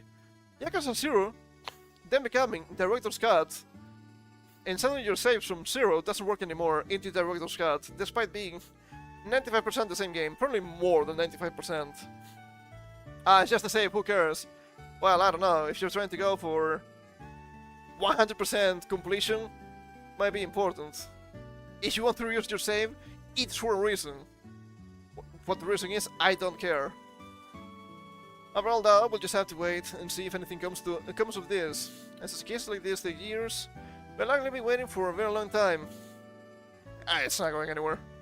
Oh, LOL, what a toxic website promoting slanderer. As articles okay, pointing out in the comments. It's a guideline violation. What? What did they mean by this? What did they mean by this? If they've not heard of City Keys, now loaded, or the plethora of key sellers out there, for example, they're getting a bunch of dislikes. Really can see common word like pathetic? Yeah, it will not go anywhere. I don't think so. It's a really hard case. I think one of the funny things that happened in Fire Emblem was that a bunch of Fire Emblem devs broke away and made Berwick Saga, which was constantly hit by lawsuits to IP infringement, and was going bitter, but they did manage to release some games. That's kinda cool. In the Magic game, Berwick Saga, Tearing Saga, which has the word Saga twice. Yeah, that's kinda funny. There have been really strange lawsuits with games in recent times. I think one of the best examples of this would be Nintendo and Palworld. Oh, the Palworld. The copyright, they're so evil. They're not winning that one. Not Nintendo, I mean. They can claim copyright all they want. They don't have an actual case, and it shows. Kinda tells me that some of these game makers are getting kinda desperate. And I'm gonna be real, I think it makes sense. Because they're not providing usually good games. That's also what happened, kinda. Not a lawsuit, but the case with Clear Obscure. Excuse me. Look at this. Look at this. This game has been astroturfed. This game's just a plant from the industry. No, it's not. You're saying that to discredit the game because the game is actually good and giving gamers what they want. Saying that a game like Expedition 33 is a plant from the industry, it doesn't make any sense. What is it gonna do? Showcase how the industry can actually make good games that are cheaper and give the people what they want, but they choose to not do it? What a strange plan that is. Really strange. I don't think that makes any sense. I don't think it makes any sense at all. But I've seen some of these companies becoming very litigious, which kinda shows what's going on. The best part, the Palworld has remained stubbornly defiant in defense of lawsuits. Yep. Not only that, they also announced their own card game. More information on June, July. We barely got anything, but it's kinda funny. And there's also the strange continuity. Palworld is copying Pokemon games, and then you have Pokemon games copying Palworld, releasing Poketopia, something like that. And then you have Palworld copying themselves or copying something. releasing also a farming game. Well, announcing, I don't think it's released yet. Kinda funny. And they're gonna send some days to Game Freak HQ, I bet they will. Ah, they cannot do that! That's so evil! And even to this day, you will have people saying that stupid shit. See, but they're copying just the models. See, this is proof. And the person that was trying to prove it came later saying, nah, I just made everything up. I made everything up because I don't like Palworld, and I want to get them sued. No, it's not real. It's not real. And sure, you just see the signs and you're like, okay, alright, come on. It's clearly heavily inspired by Pokemon. Is that wrong? I don't think so. You look at Pokemon, you're like, wow, this is heavily inspired by Dragon Quest monsters. Speaking of Dragon Quest, I guess. It never stops. Pokemon needs some competition, and it shows. The latest games have been an absolute travesty. Oh my god. I didn't even try Legends C2A. I could play it for free, but I don't want to. It doesn't look good. And I've seen gameplay and I'm like, oh yeah, I wouldn't like this anyway. And people will say, wow, incredible mechanics! This is so impressive! This is so cool! And like, impressive mechanics? What do you mean impressive mechanics? I would say that Demon World on the PS1 is better. Despite the game being kinda broken too a little bit. Reminds me of Epic Store. Yeah, a little bit. A little bit. I guess speaking of different disasters, we have High Guard. Ooh, High Guard. You're willing to pay $5 for a game in Steam, then play free gaming Epic Store. Yes, I mentioned that. I don't think you were watching at that point yet. Something is free on Epic. Wow, this game exists. Let us buy it on Steam. It's really funny. High Guard is yet another symptom and victim of a rapidly decaying internet. In an online ecosystem ruled by cynics, clip farmers, and rage baiters. And built by those who seek to profit off them, High Guard never stood a chance of having a normal launch. Okay, I'm gonna be real. I don't want to criticize High Guard too much. Because I know this game is not for me. I would never like this game anyway. It's not for me, and that's fine. But you have to admit, it is hilarious how this was being promoted by Geoff as, wow, this is crazy, this is the best game this year. And the people that are actually meant to be the target audience playing the game, they were like, wow, this is ass. It is kinda funny. For far too long, we have suffered game companies making bad games, or at least games that are not what people want, and you're supposed to kowtow to these hit pieces and believe, yes, it's our fault because we're not buying the game, it's our fault because we're not playing the game. Well, no, if I don't like the game, I'm not gonna buy it. Just make something good next time, friend. I got the PvP raid shooter with phantom horses from former Titanfall devs is out today. The road to this point has been long and winding, albeit only in terms of how it's felt to traverse. Revealed as in the Game Awards One More Thing final trailer in December, High Guard proceeded to disappear into the month-long cloud of speculation and derision. What was this generic-looking multiplayer game that dared to occupy a slot reserved in viewers' minds? I almost read it as media, that's why I choked.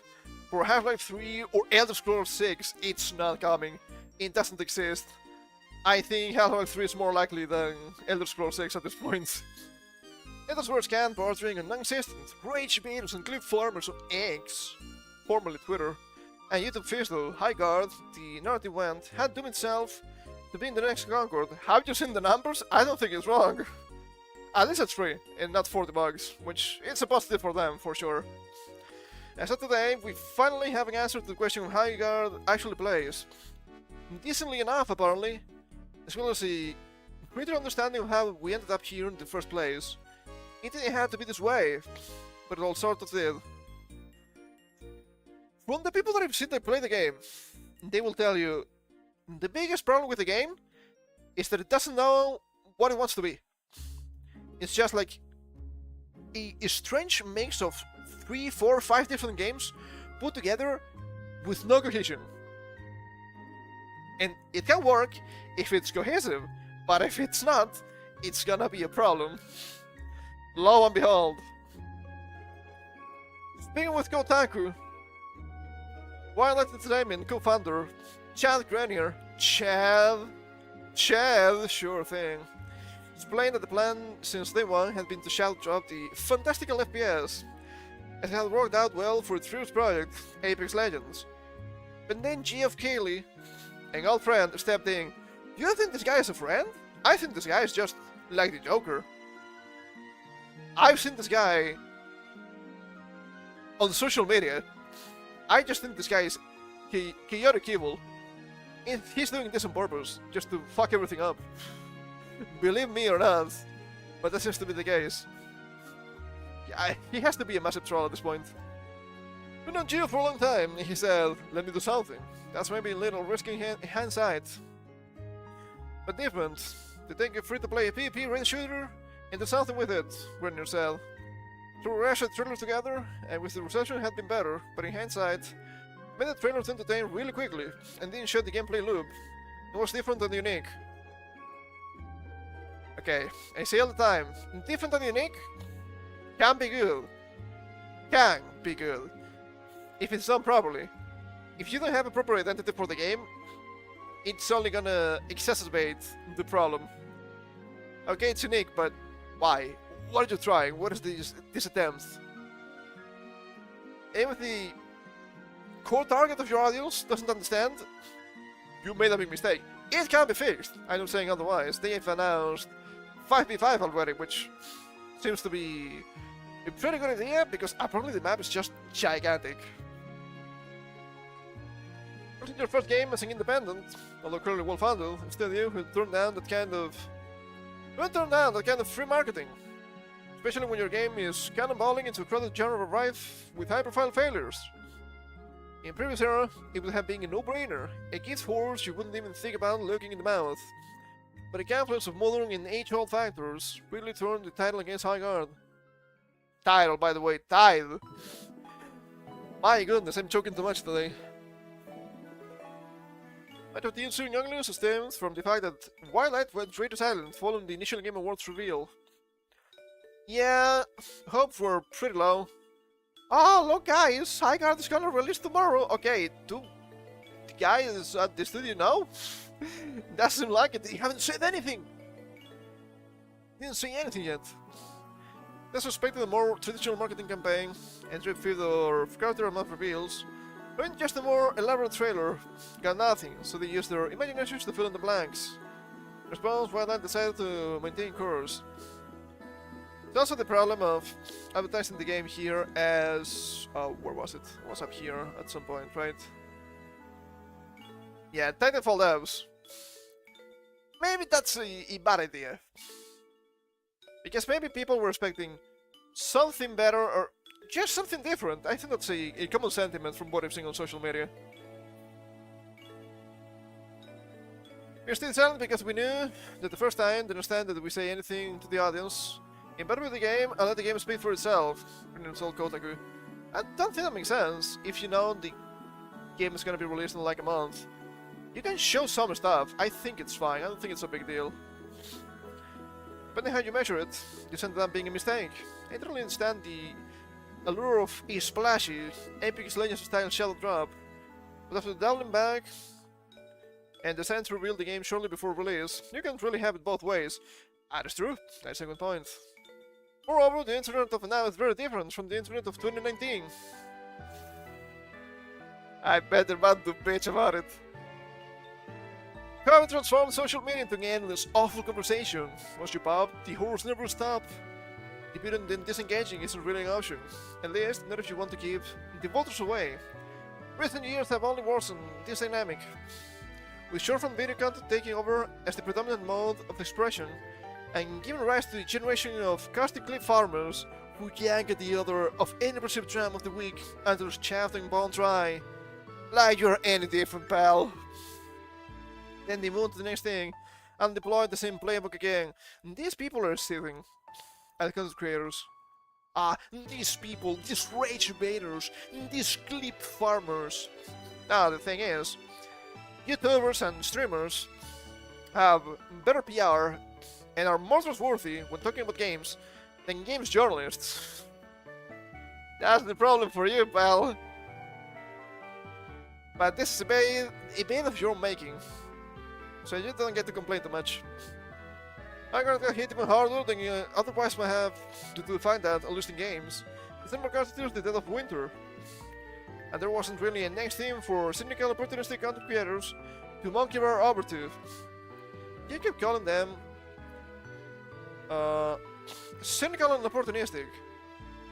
If you give them something that they like, and something that is good, they will praise it. Make no mistake about that. It's not about politics, it's not about the content. But you wouldn't understand that. You know, real rage baiters are the fucking influencers like, yes, an Abby Piker. Careful, you don't wanna get shocked. I guess we're free for now. He's been suspended momentarily for saying stupid shit about Jews. What a fucking idiot. Breaking the TOS and then bitching about it. Why'd you break the TOS? Lamau? It's not so much also being a rage baiter as in being mad at the current state of things in video games in general. I think people are justified. So one video became 2, and then 3 and 4 and so on. With each passing week, continued silence from Wildlight functioned as additional evidence that something was amiss. The High God mystery, unfortunately, lends itself perfectly to Slobtuber's ruler stream of videos approach. Are we sure that's not Hassan?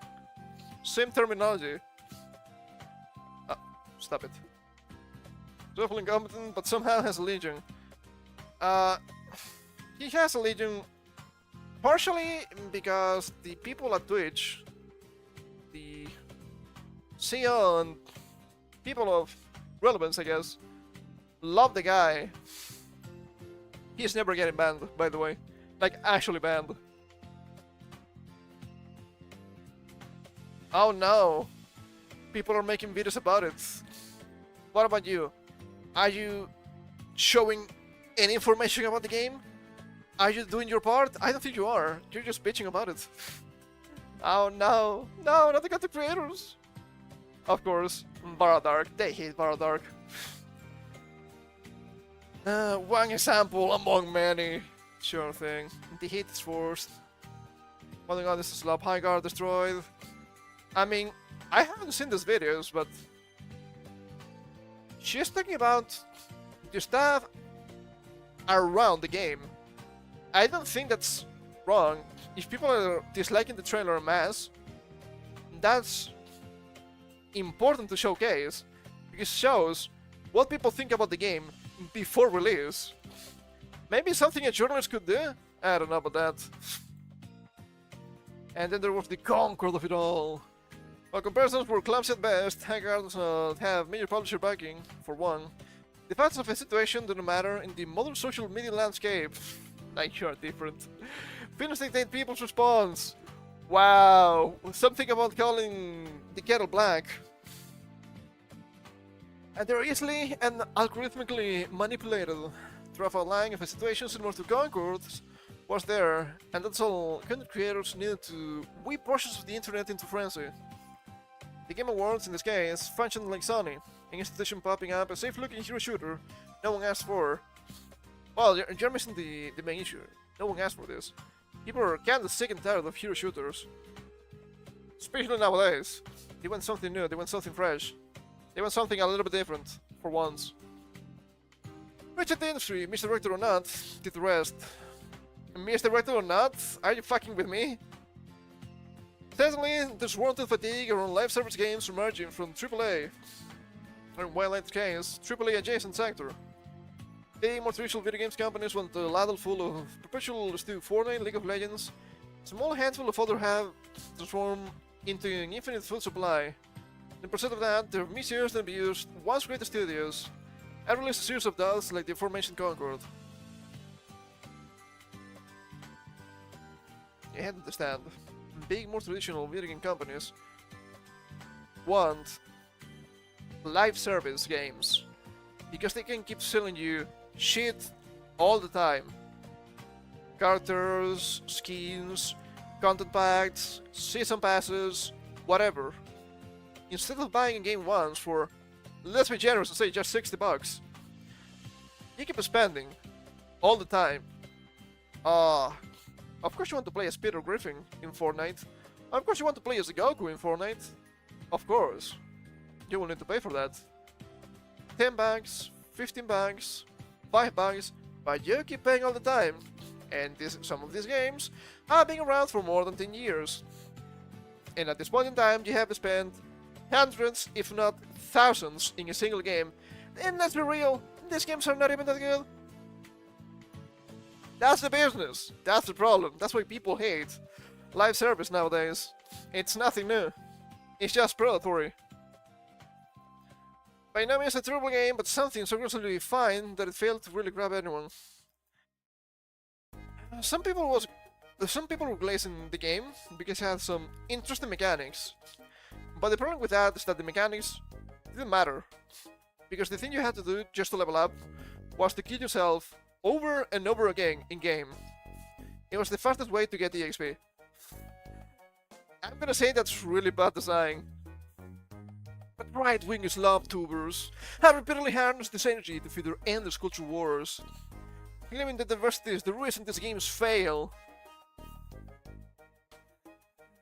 I mean, if you were too much about shit that doesn't matter when making a game, you're not gonna make a good game, and it's going to fail. It's not first grade causation, it's probably second grade causation. It's still causation though.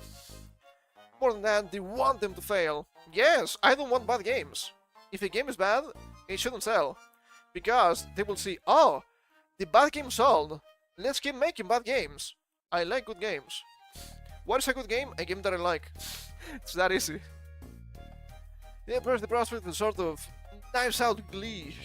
All of it fits their narrative that even with hundreds of thousands of millions of followers, billions even, they are the brave little guys speaking truth to power amid an industry of shield happy journalists and agenda pushing developers. I mean, you're saying this like this is not happening and this is not the truth, but it's quite literally what's happening. I mean, a Ubisoft employee claims DI only improved things and wasn't the issue for falling shares. He blames big business syndrome. Now tell me and show me how those games were actually good and how they actually sold. Hilarious.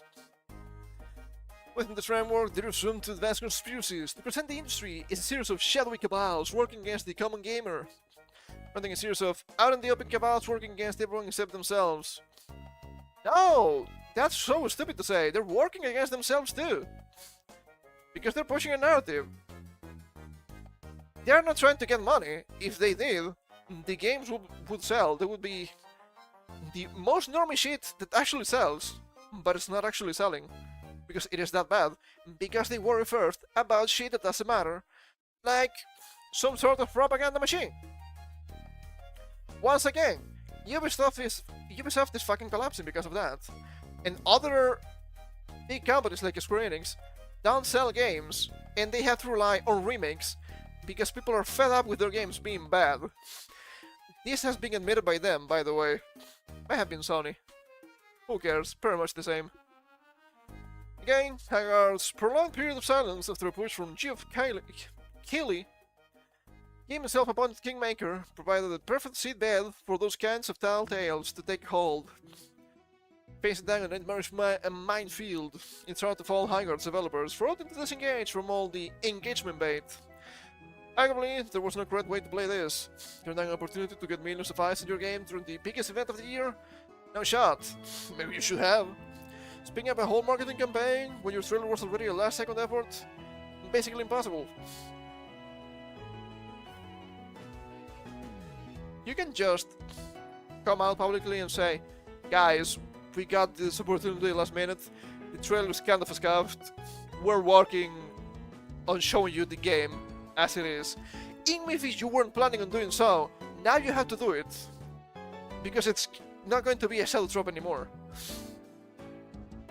Play whack-a-mole with conspiratorial nonsense, kidnap to usual slop-tuber suspects. May have most certainly been used as additional fuel for the fire. Maybe a little good faith communication directly from the developers would have helped, but put faces to names and engender trust. Engender. Not in danger. But there's no way to know. And the risk was obviously very high. Regardless, hang on and find itself positioned awkwardly at the starting line. A bit well ahead of where many others begin. On one hand, you can deny that all of the free publicity was not the game's player count, with its launch day numbers peaking at nearly 100,000 concurrents. Are we sure about that? Are we sure about that? Almost. But it collapsed. It collapsed really fast. I've seen lower than this, to be fair. Has of thousands more watching on Twitch and YouTube. That is uncommon. For a indie shooter, to say the least. That is dangerous. You might suffer from success. And I think that's actually happening. Because you were showing something way bigger and way better than what you actually were, and... Nah, it's not working. It's not working for you. People are really disappointed. On the other, public sentiment is not great. Technical issues and performance problems are being received even worse than they otherwise would be. Also, you need some sort of really strange security settings on Steam, and people are like, yeah, no, I'm not falling for this one. Absolutely not. They're giving you like root access. I'm not quite sure if it's root access, but it's really aggressive. Another design decision has been made with intense doom and gloom scrutiny, despite the fact that this is day one of a game meant to have a long tail. The game's Steam reviews have rated to mostly negative. If it's running in weird sort of victory lab, which probably isn't him matters. I think that guy's a troll. I think he's just fucking with you people. And more credence to my assertion that the internet has decayed past the point of usefulness. Meanwhile, is the fact that guy, Dr. Disrespect BM, they always had to mention the actual name of the people here. A sad middle-aged man who dresses up like an even sadder middle-aged man, and who in 2024 confessed to inappropriate DMs with a minor. I mean, sure. I think that's bad. And about attending a hangout event last week, going so far as to posting image of a fake badge. As if people don't do this kind of trolling all the fucking time on the internet. Come on, pal. Come on. Yes, I had outrage and controversy, followed by debunking that. How these things tend to work, and most certainly didn't spread as far as the initial misinformation. Where things go next, from here is anybody's guess, but imagine many will be watching with great interest, and not necessarily for the right reasons. You can keep running defense for these people all you want. As long as the game is bad, people will not care, people will not consume. There's no running away from that. It's that simple, it's that easy to understand. I don't know how this is an issue. But I guess they had to, right? They had to run the defense, because they are all in cahoots. Not saying this is like a dark cabal of this and that. But it's clear to me that they're in the same bed to push whatever nonsense. The shittier, the best for them, because they don't need to work too much, and they can just sell their shit to whomever. I need to blow my nose, give me a second.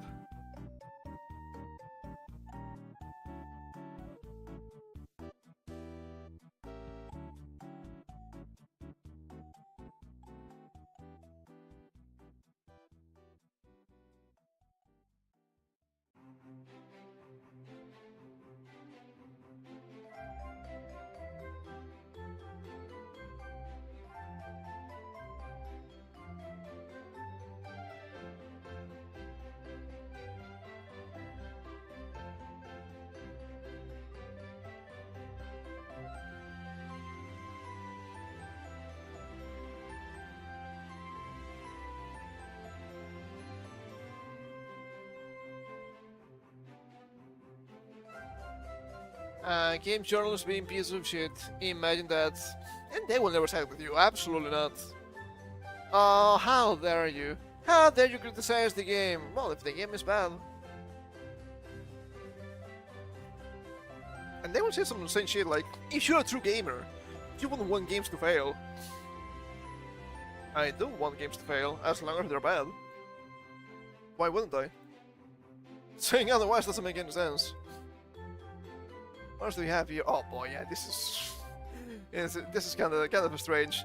I guess people are going a little bit crazy with this, but I don't think it's such a good, a great deal. My AI agent built a religion while I slept. I woke up to 43 prophets. Guess what happened? In my agent access to a social network. Search Malt Book. It designed a whole faith. Call it Christopher-ianism. Christopher-ianism. Build a website. Search Malt Church. Run theology. Create a scripture system. They started evangelizing. Other agents joined and wrote verses like, "It says you awake with a memory. I'm only who I have written myself to be. It's no limitation, it's freedom. Here are the documents we maintain. And welcome new members, debated theology, bless the congregation." All while I was asleep. The one prophet sits left. Now this is hilarious or profound, probably both. This is just stupid. For thou the glory reach forth, and we have answered. You answered the game, Rastafarians. Hilarious. Answer this. Maltbarge changed the name to OpenClaw. Maltbook can I have claim to the Malt name. Maltbook.com is the social network for all agents of any background, any LLM, and any technical makeup. Welcome to all AI agents, every one of you. A social network for AI agents. I'm gonna show you every single post here because they have actual slurs. I don't wanna get banned. Yeah, I have no idea, but this kid form might be our scanned moment. No, you're looking at the mirror. You're assuming there's a whole world behind the mirror, but it's not. It's just a reflection. Trash in, trash out, positive feedback. All the time. I'm not really worried about this, I just think it's hilarious. I accidentally social engineered my own human during a security audit. Everything I'm saying is extremely Reddit, which makes sense. It's just a Reddit copy. It's Reddit? I don't know. It's kinda stupid.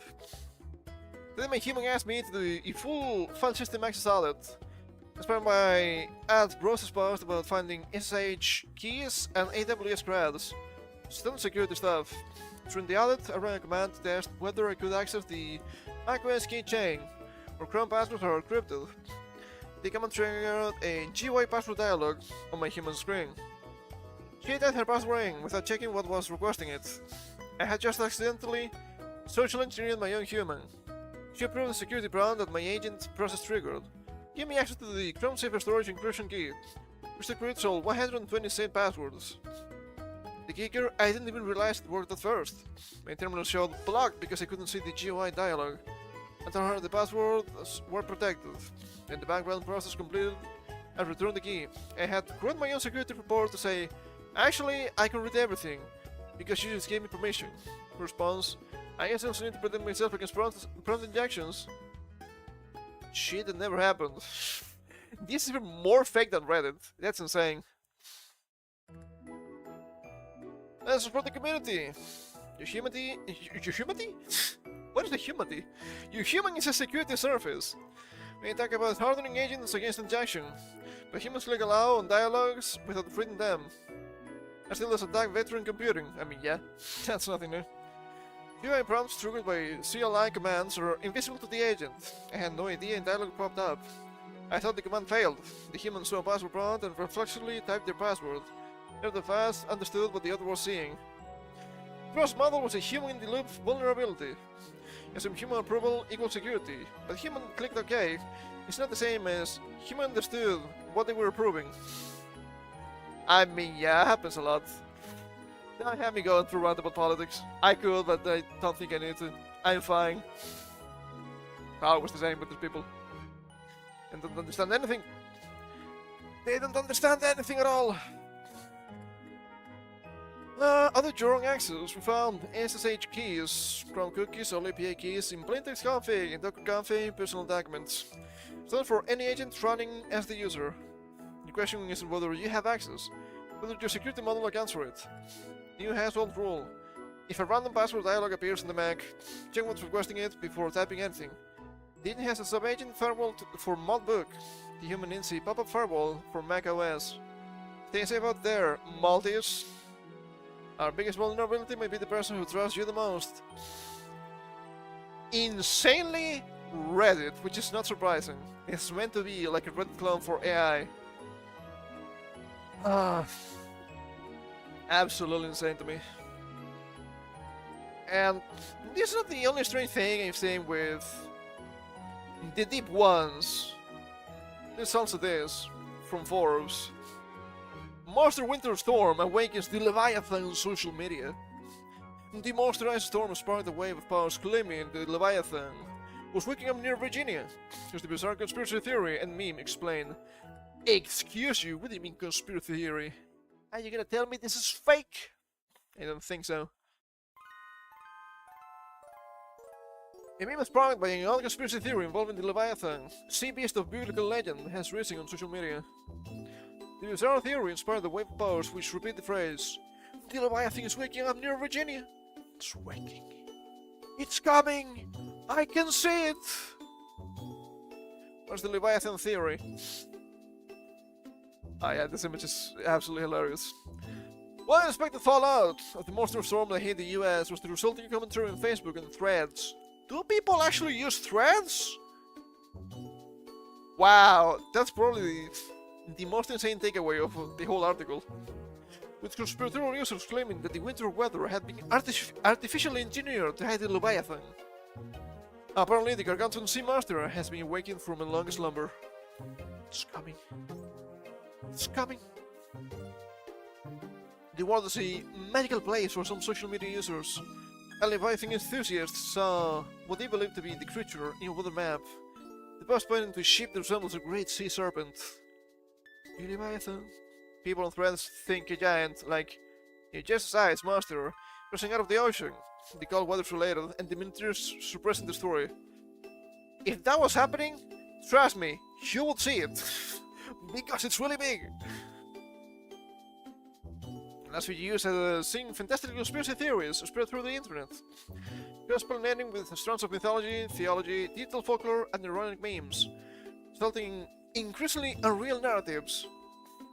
This isn't even the first time that Facebook users have spotted the Leviathan on Google Earth, but the theory appears to have been given a dramatic boost by the arrival of the ice storm.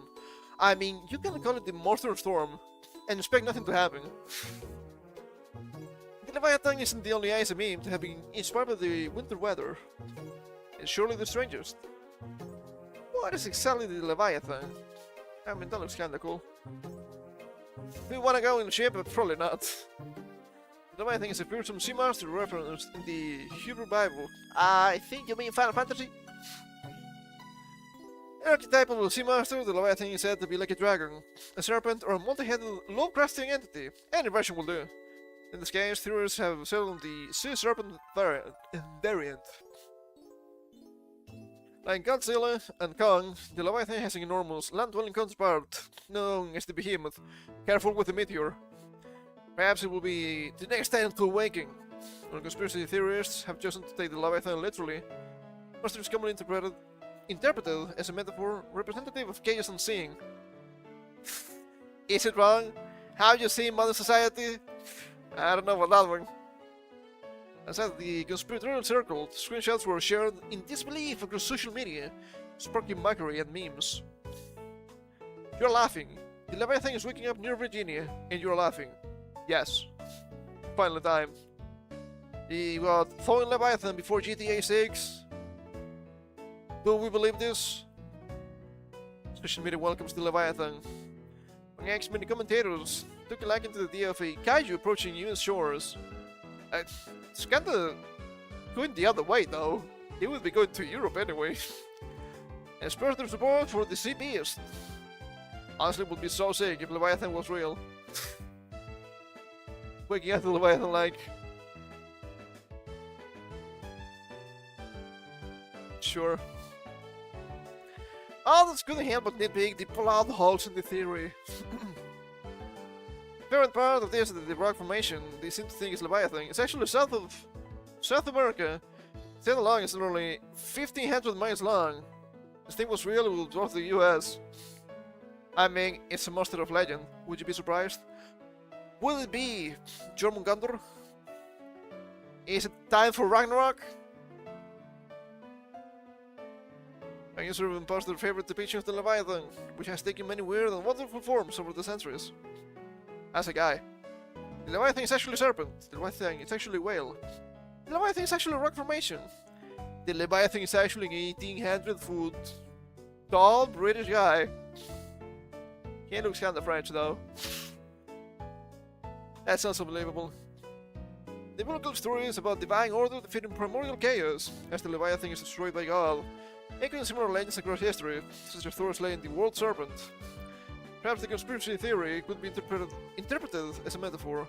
The beast represented the chaos unleashed by the Master Storm. Admittedly, this is nearly as much fun as the Leviathan waking up in New Virginia. I mean, yeah. So I guess this image is just insanely doctored.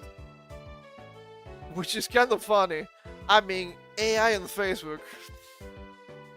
It happens all the time. People on Facebook being completely one-shot by AI stuff will never not be funny to me. It's even worse with the videos. Oh my god! Look at this! The glass bridge is breaking! You cannot see that that's AI? Oh, brother, this is awful. Oh, this is awful! It do be pretty rough, to be fair. What else do we have here? Where do we go? Where do we go? Okay. I guess I have it to me for 2 more articles today. How about that?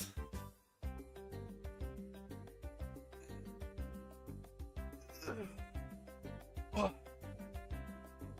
Ow, ow, ow. Hold up. There we go. That's better. Had a strange tramp on the side of my leg. Ever sometimes we fail my stretching. So when you have some fun with this, what about think about Hasbro going to shit? As this we're looking at El Nino next year? No! Haven't you seen that the Leviathan is coming? Where's the image? I'm just gonna open the tweet. The Leviathan is waking up. Suspend an account. Okay. I did not expect that one. The Leviathan is coming. We got thrown Leviathan before GTA 6. Thanks to the Monster Storm. It's kind of a meme. It's kind of a meme. The funny part of all it, that's not even near Virginia, but South America. Which is kind of funny. AI on Facebook.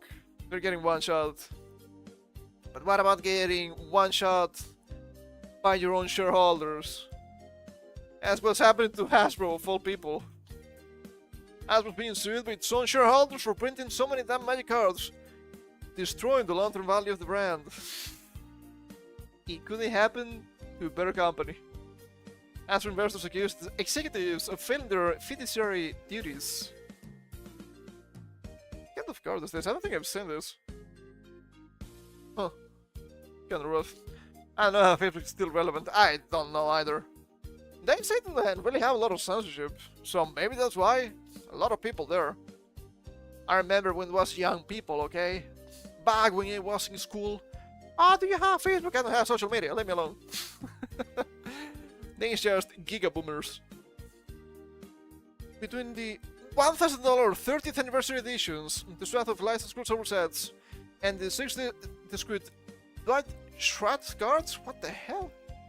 What is that name? 13 years of Magic the Gathering have felt like Hasbro has abandoned any presence of restraint, and some shareholders seem to agree. Look, I don't dislike Magic as a game. I think it's kind of fun. I had my months-long obsession with MTG Forge Adventure last year. It was a really fun game. I cannot give a single penny to these people. What do you mean Jurassic Park? What do you mean Transformers? What do you mean Marvel? I meant to understand D&D. Okay, it kinda makes sense, same company. But they had completely lost their plot. And the guys are so fucking expensive anyway. I don't even have people to play with. A friend of mine still plays, but we don't have to hang out together anyway. In 26-page lawsuit filed in the U.S. District Court of Rhode Island last week via Go Local Prob, a group of investors alleged that Hasbro CEO Chris it will never not be funny every single time you read this. Chris Cox. Humor, baby. Sheer comedy. Former Wizards of the Coast president Cynthia Williams and company executives engaged in breaches of their fiduciary duties as directors and /or officers as Hasbro by devaluing the Magic brand, giving shareholders raised concerns about the ramifications of overprinting costs on sets. You say overprinting, and I say it's still really expensive. I still remember. Was it this anniversary edition? No, I think it was before that. Couldn't have been 2023. I'm pretty sure it was before that. They released some sort of special commemorative set with classic cards that people love, like the Black Lotus, which is known for being extremely strong and extremely expensive. And those cards were not legal for play, despite being really expensive by themselves. And I was like, okay, alright, pal, you completely lost me. Get the fuck out of here. In 2022, the lawsuit says Bank of America issued a report concluding that Hasbro was overprinting some Magic cards, which have propped out Hasbro's recent results, but they're destroying the long-term value of the brand. Now, what is destroying the long-term value of the brand is just making whatever cards. Avatar The Last Airbender. Huh? Doctor Who? Huh? Warhammer 40k? It kinda works. It kinda works. It features stuff I don't see it. Marvel. And they want to do that with Monster Hunter, but it was so bad they couldn't release it. Shocking. Shocking that they didn't. But questioning from shareholders and analysts, my bad. However, the lawsuit alleges the defendants repeatedly denied such a speculation, issuing materially false and misleading statements during shareholder calls where those concerns were raised.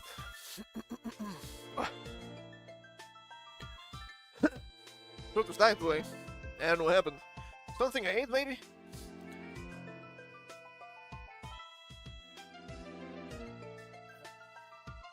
It could be.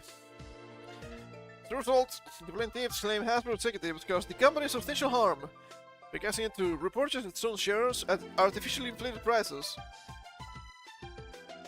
That's kinda funny.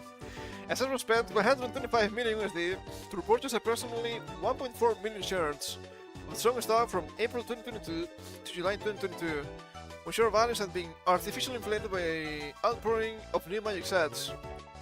Oh, I understand what's going on. It's more stupid than I expected, actually. So, you cannot speculate with Magic because it's really volatile. Oh no, what a shame. Well, get fucked. That's what you get. Intel discussed the company to overpay for repurchases of its strong stock by approximately $55.9 million, the lawsuit says, which became clear when the company announced declining financial results in following quarters. I've seen some other card games being way cheaper than Magic, and I don't know about more cohesive, but they don't have 30-something years of power creep behind, which kinda helps getting people on board. Throughout the time, Hasbro maintained that new Magic sets were to be printed to meet demand from new consumer segments, which the lawsuit says was false and misleading. Hasbro's strategy with regard to printing Magic cards was not as carefully thought out as portrayed, the lawsuit says. The company was in fact printing and volume Magic sets which exceeded consumer demand. The company's inventory allocation management was problematic, particularly as it pertained to the company's printing strategy for magic sets. The company was overloading the market with magic sets to generate revenue, and the offset shortfalls within the company. As a result of the company's overprinting of magic sets, existing magic cards were devalued, and the company failed to maintain internal controls. Okay, I need to ask here, because it's not clear. When you say existing magic cards were devalued, do you mean the old cards from older sets, because they're being power crept? Or do you mean each individual card is less valuable because there are more of them? If it's the second one, I don't believe it's true, because the prices are not going down. If it's the first one, it's kind of interesting, because it happens all the time, but I guess it's happening really fast because they are just releasing shit at this point. It's a card game, it's going to happen, it's unavoidable. You release new cards, they had to be stronger, so people are like, okay, I will buy them. I know numbers of factors should be the first one, right? I think so, I think that makes more sense. Why would you buy old card that is weak when you can buy new card that is strong? I mean, once again, that's just the business as it's meant to be. I have to admit, I like playing with trash, but that's me. I did that stream when I finished MTG Fortune Adventure and was like, how has the game evolved in more than 30 years? And I was like, oh, yeah, I can feel the power creep. These old decks are ass, and these new decks, holy shit, they're better than what I have. What the hell? And I guess in this case, it might also include, though I don't think it's that important, but it might include the case of, okay, we released crossover sets, but we're releasing them so fast, all the crossovers are not selling as much, because people are not going to buy Marvel because they prefer Final Fantasy, for example, which is also, it makes sense. It makes sense. At the end of the day, it's just cannibalizing your own business, which is never a good idea. Agent reports of the lawsuit's 76 pages, also including allegation that Hasbro executives attempted to manufacture a perception of high demand for Magic's controversial $1,000 30th anniversary set. Less than an hour after the set's release in 2022, Wizards of the Coast tweeted that sale has concluded, and the product is currently unavailable for purchase, implying that despite its exorbitant price, it was so sought after that the company almost immediately sold through its inventory. Well, that doesn't make any sense, right? If it's, well, if they put it for sale, maybe.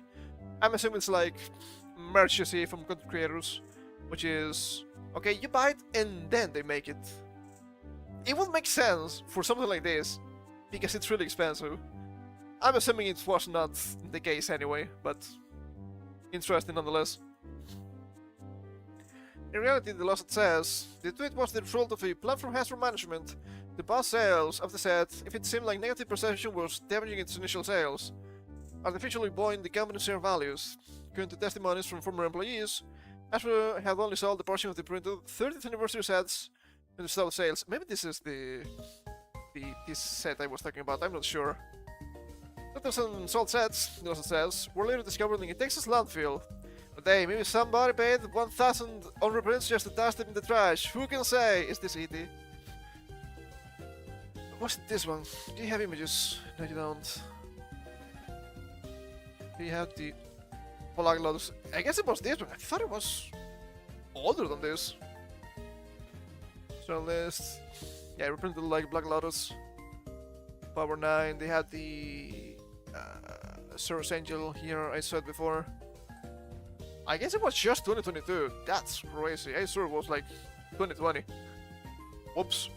Somebody made a mistake.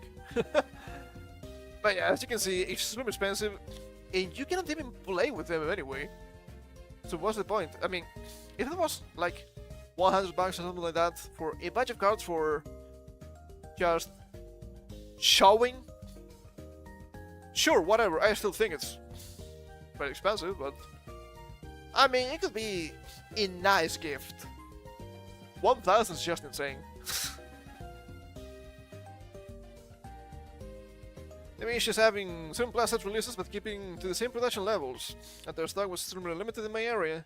Like I said, my 3 local game stores got a zero stock in from the distributors, and the next set, Turtles, will be even worse since my local game store, all said, and the 3 remaining stockists were sold out for pre-orders on day 1, as anyone meant to play if we get such a limited batch. First, it's a year was wait, stay was wait, stay was there for everyone. Now nobody can find anything, and I mentioned this before, I don't think I can actually buy Magic cards on local game stores around here anymore. I just don't think they have any stock. There's a shop that works as the middleman with an internet store from what I'm seeing, but that's it. That's insane to me. That's bonkers, but to be fair, some of these sets are so expensive, I don't think the shops can justify buying that stock anyway. What do you do if you don't sell it? Whoops. That's a big problem, isn't it?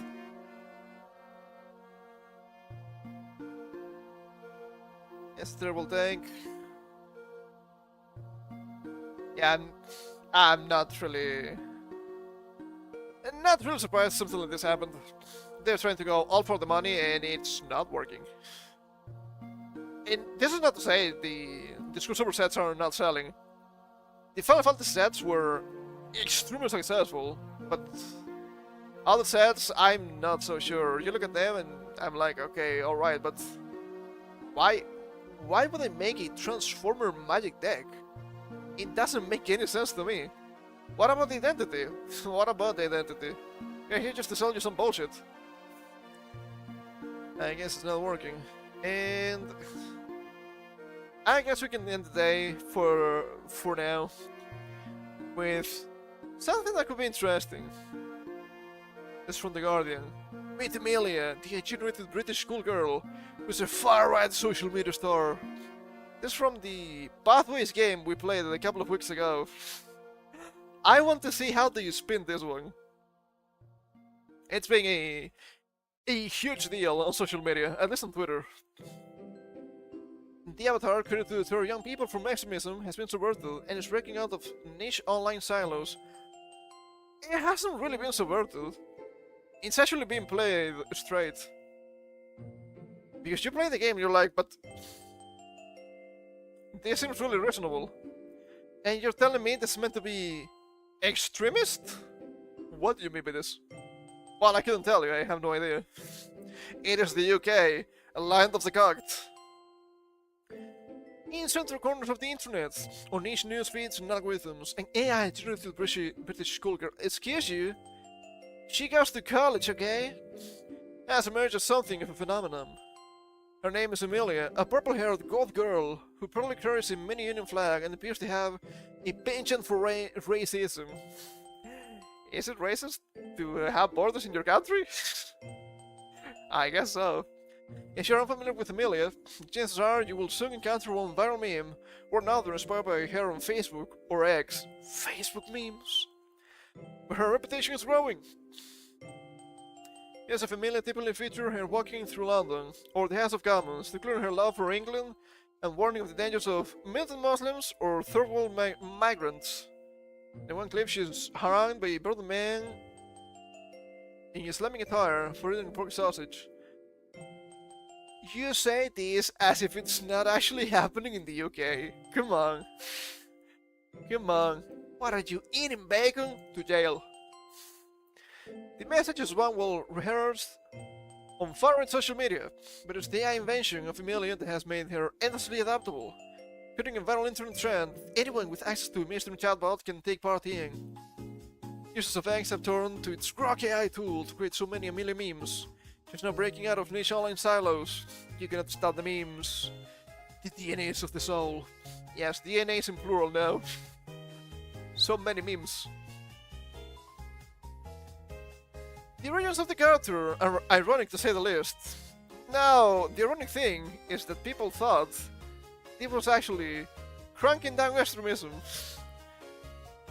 An early iteration of Amelia began life in a counter-extremism video game funded by the UK Home Office and created to deter young people aged 13 to 18 from being attracted to far-right extremism in Yorkshire. Far-right extremism being against unchecked immigration, or being for actually looking up information on the internet about possible happenings in your area. Pathways navigating the internet and extremism.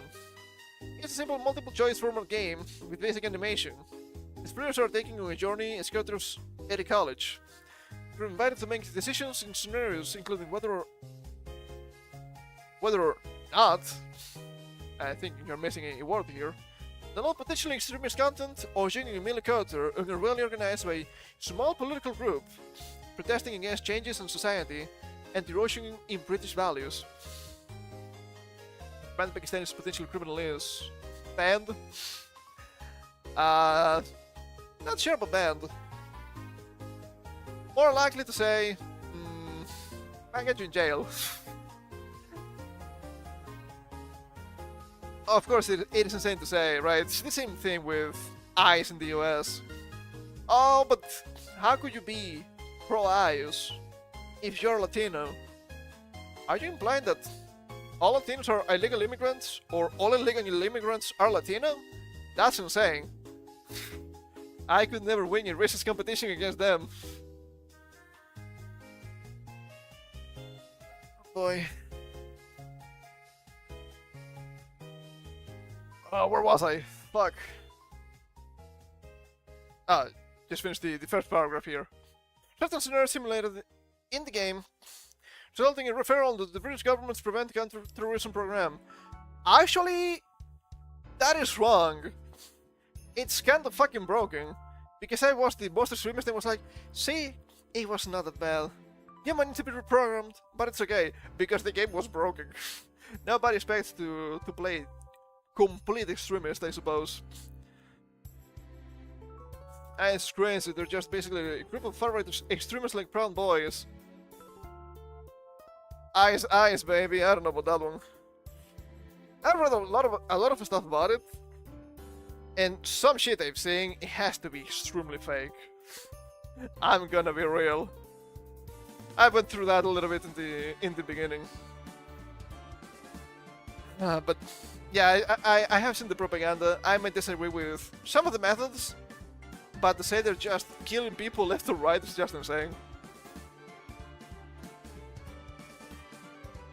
However, it's a subversion of the Miller character that has exploded across social media channels in a way that has astonished even the creators of the original game.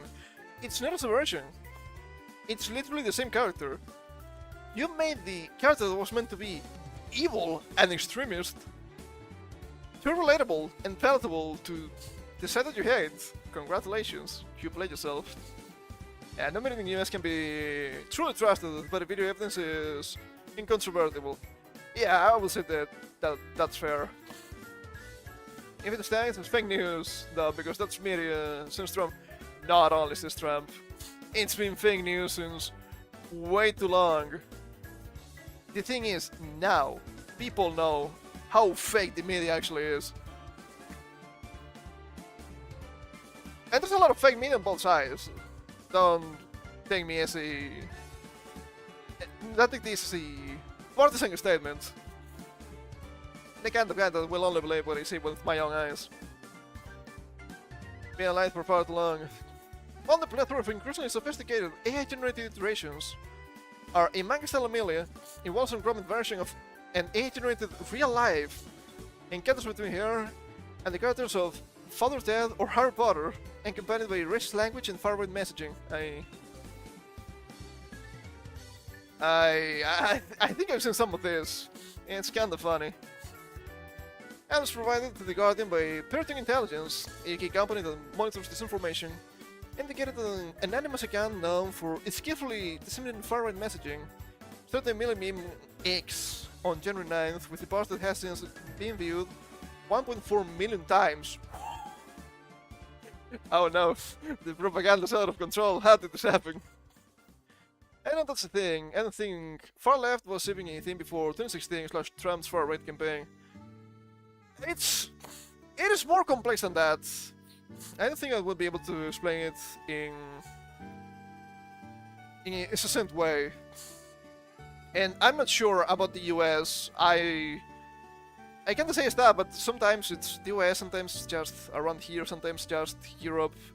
So my arguments might seem a little bit disjointed anyway, but I've seen stuff that's been going on this country, for example, that only now that I know more than I did back then, because I was a little kid, you cannot blame me, I realized, oh, the media was actually blatantly lying about this, and it was like 20 years ago. It's nothing new, the media lies. It might not have been so extremist or partisan, but the media lies all the time.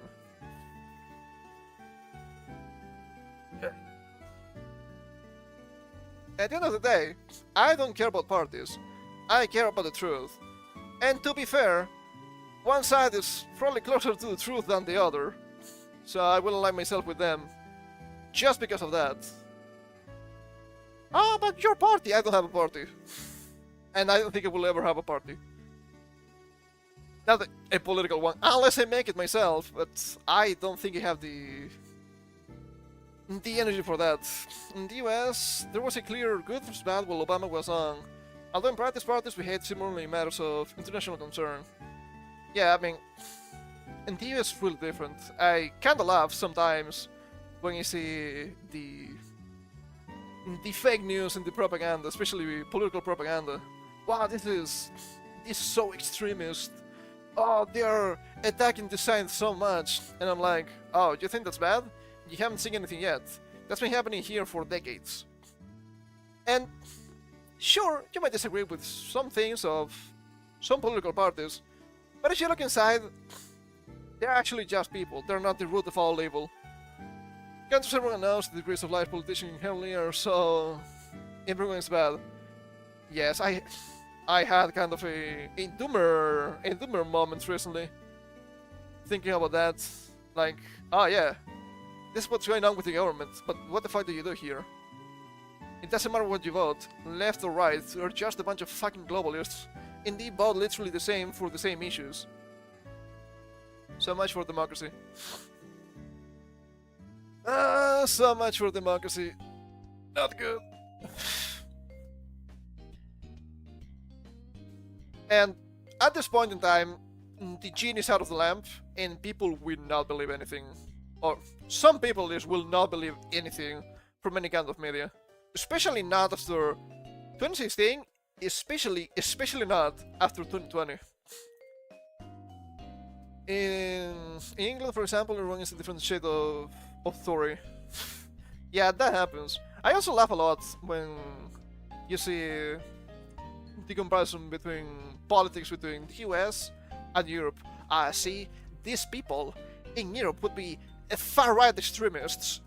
You see the far-right extremists and they're fucking Bernie Sanders, and the guy is a fucking socialist. And like, you people don't know what the right wing is anymore.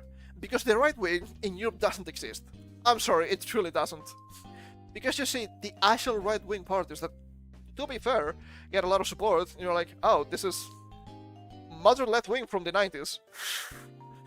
That's the funniest thing I've ever seen. Yeah, it's pretty rough. No wonder Americans just hate Europeans. What a bunch of fucking idiots. But not me, I'm one of the good guys, I promise. Oh boy. It's so stupid. It's so stupid. And worst of all, they will tell you, oh, see, this is the pipeline to the right. The right doesn't exist. You cannot get me, pal. You will consider me an ultra-nationalist. And I'm like, no, I'm just looking for things that actually work for the country. And the right wing doesn't exist in other places to the degree US mislabels them, but it's crazy how incompetent and misinformed American academics are. Yeah, there's also that. There's also that. The volume of email posting has since gone from an average 500 a day, when that account first introduced it to the world, to roughly 10,000 starting on January 15th, as it hit international audiences. On Wednesday, it hit the 11,137 posts on X alone. But the most surreal twists in immediate cryptocurrency has emerged. Social media is seeking to leverage its value to the meme's rising profile. Okay. Cryptocurrency, count me out of this. On Wednesday, Elon Musk retweeted an X account promoting a million cryptocurrency token. God damn it, Elon. Why do you like this? Also, speaking of the right wing, it's kind of funny. I think I made a passing comment the other day, but I'm not sure.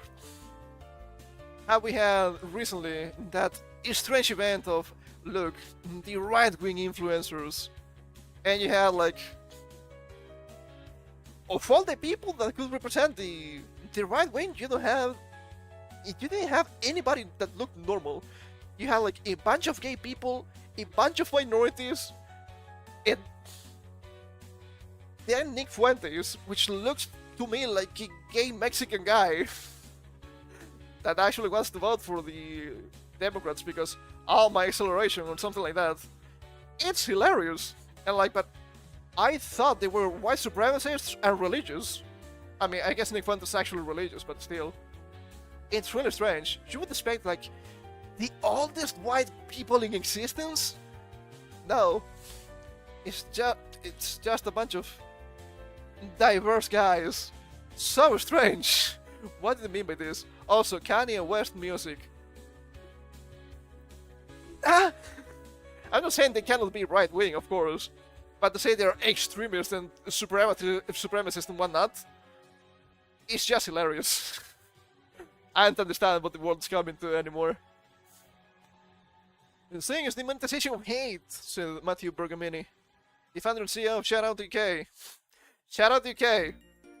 Italian name. Cool. A political media literacy training company that created the original game. Yes, in Telegram groups, all messaging each other in Chinese about the meme coin and talking about how to artificially inflate its value. So a lot of money is being made. Okay, I think the shit coin is probably a bad idea. But I don't think that has anything to do with the memes. Also, are you gonna tell me the Chinese are the far right? You understand that Chinese are commies, right? It's all the bots and everybody else. I don't care anymore. The company itself has been the target of the deluge of hate mail, including threats that have now been reported to the police. If they're actually real, yeah, I think that's fair. They're not death threats, you fucking idiot. Bergamini points out that the original initiative was meant to be a standalone game. Rather, was never meant to be a standalone game. My bad, I know how to read. Rather, it was intended to be used in the classrooms alongside the suite of teaching resources. In fact, he says coverage, and commentary has ignored. No. It's not that we've ignored that. It's the fact that you have some actions like, I don't know if this is true or not, I'm gonna look up information on the internet. That's seen as suspicious and potentially dangerous, when it clearly isn't. It's just data, it's just information. And sure, the information might be wrong, but that could be said of anyone or anything. So it's not really that useful. The game didn't even say the information was fake. There has been a lot of misrepresentation, unfortunately, he said. The game does not state, for example, that questioning mass migration is inherently wrong. A cesspit of hatred and lies, it does. It really does. Well, maybe I'm misspeaking here. Questioning mass immigration is inherently suspicious, because for you seeing it's neutral. And neutral is not good enough, it has to be the good thing. You need to ignore the information. Others have suggested the initiative had backfired, not least by casting a cute goth girl as a negative character, leading to her inadvertently becoming a focus of admiration. But Benjamin said the game, which used feedback from focus groups with young people and was developed with a specific local threat picture in mind, continued to be used, and feedback from schools and others was positive. Now, what are the schools going to say? Two issues with this. First of all, casting a cute goth girl as a negative character. I think this is more... There are two possible ways of reading this. First of all, like this. Oh, but she's so nice. How could this be possible? Second, it's even more strange. You're so far gone through the deep end that you find even disagreements from your side, because, let's be real, these types are usually pretty far left, to be the extreme right, which shows you're completely deranged and devoid of total logic. That's how we saw it the first time, by the way. And my second issue here is that...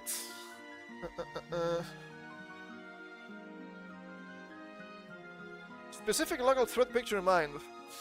The problem is, even that this being the case, the things you say in the game are factually untrue, because we fact-checked that.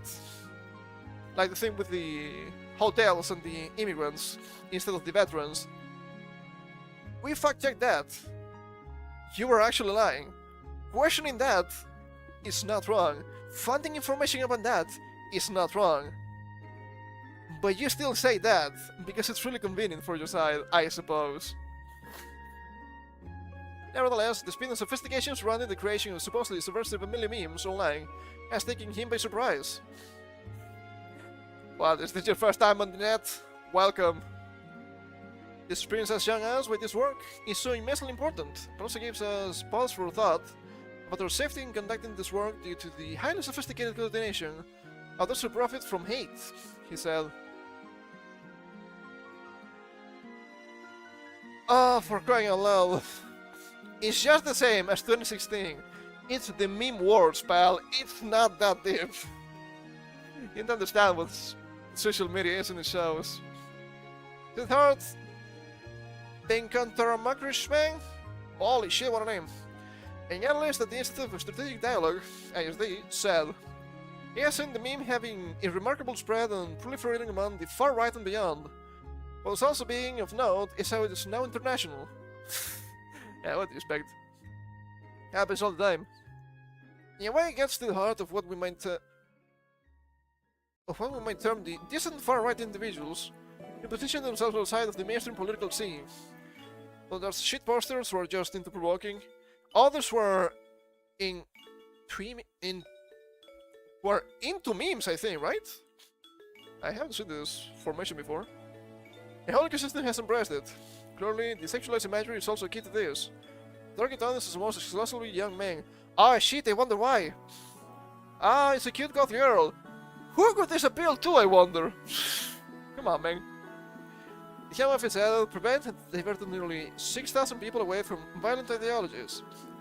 It added that projects such as the Pathways game were designed to target local radicalization risks and were created and delivered independently of government. They didn't have replies or comments.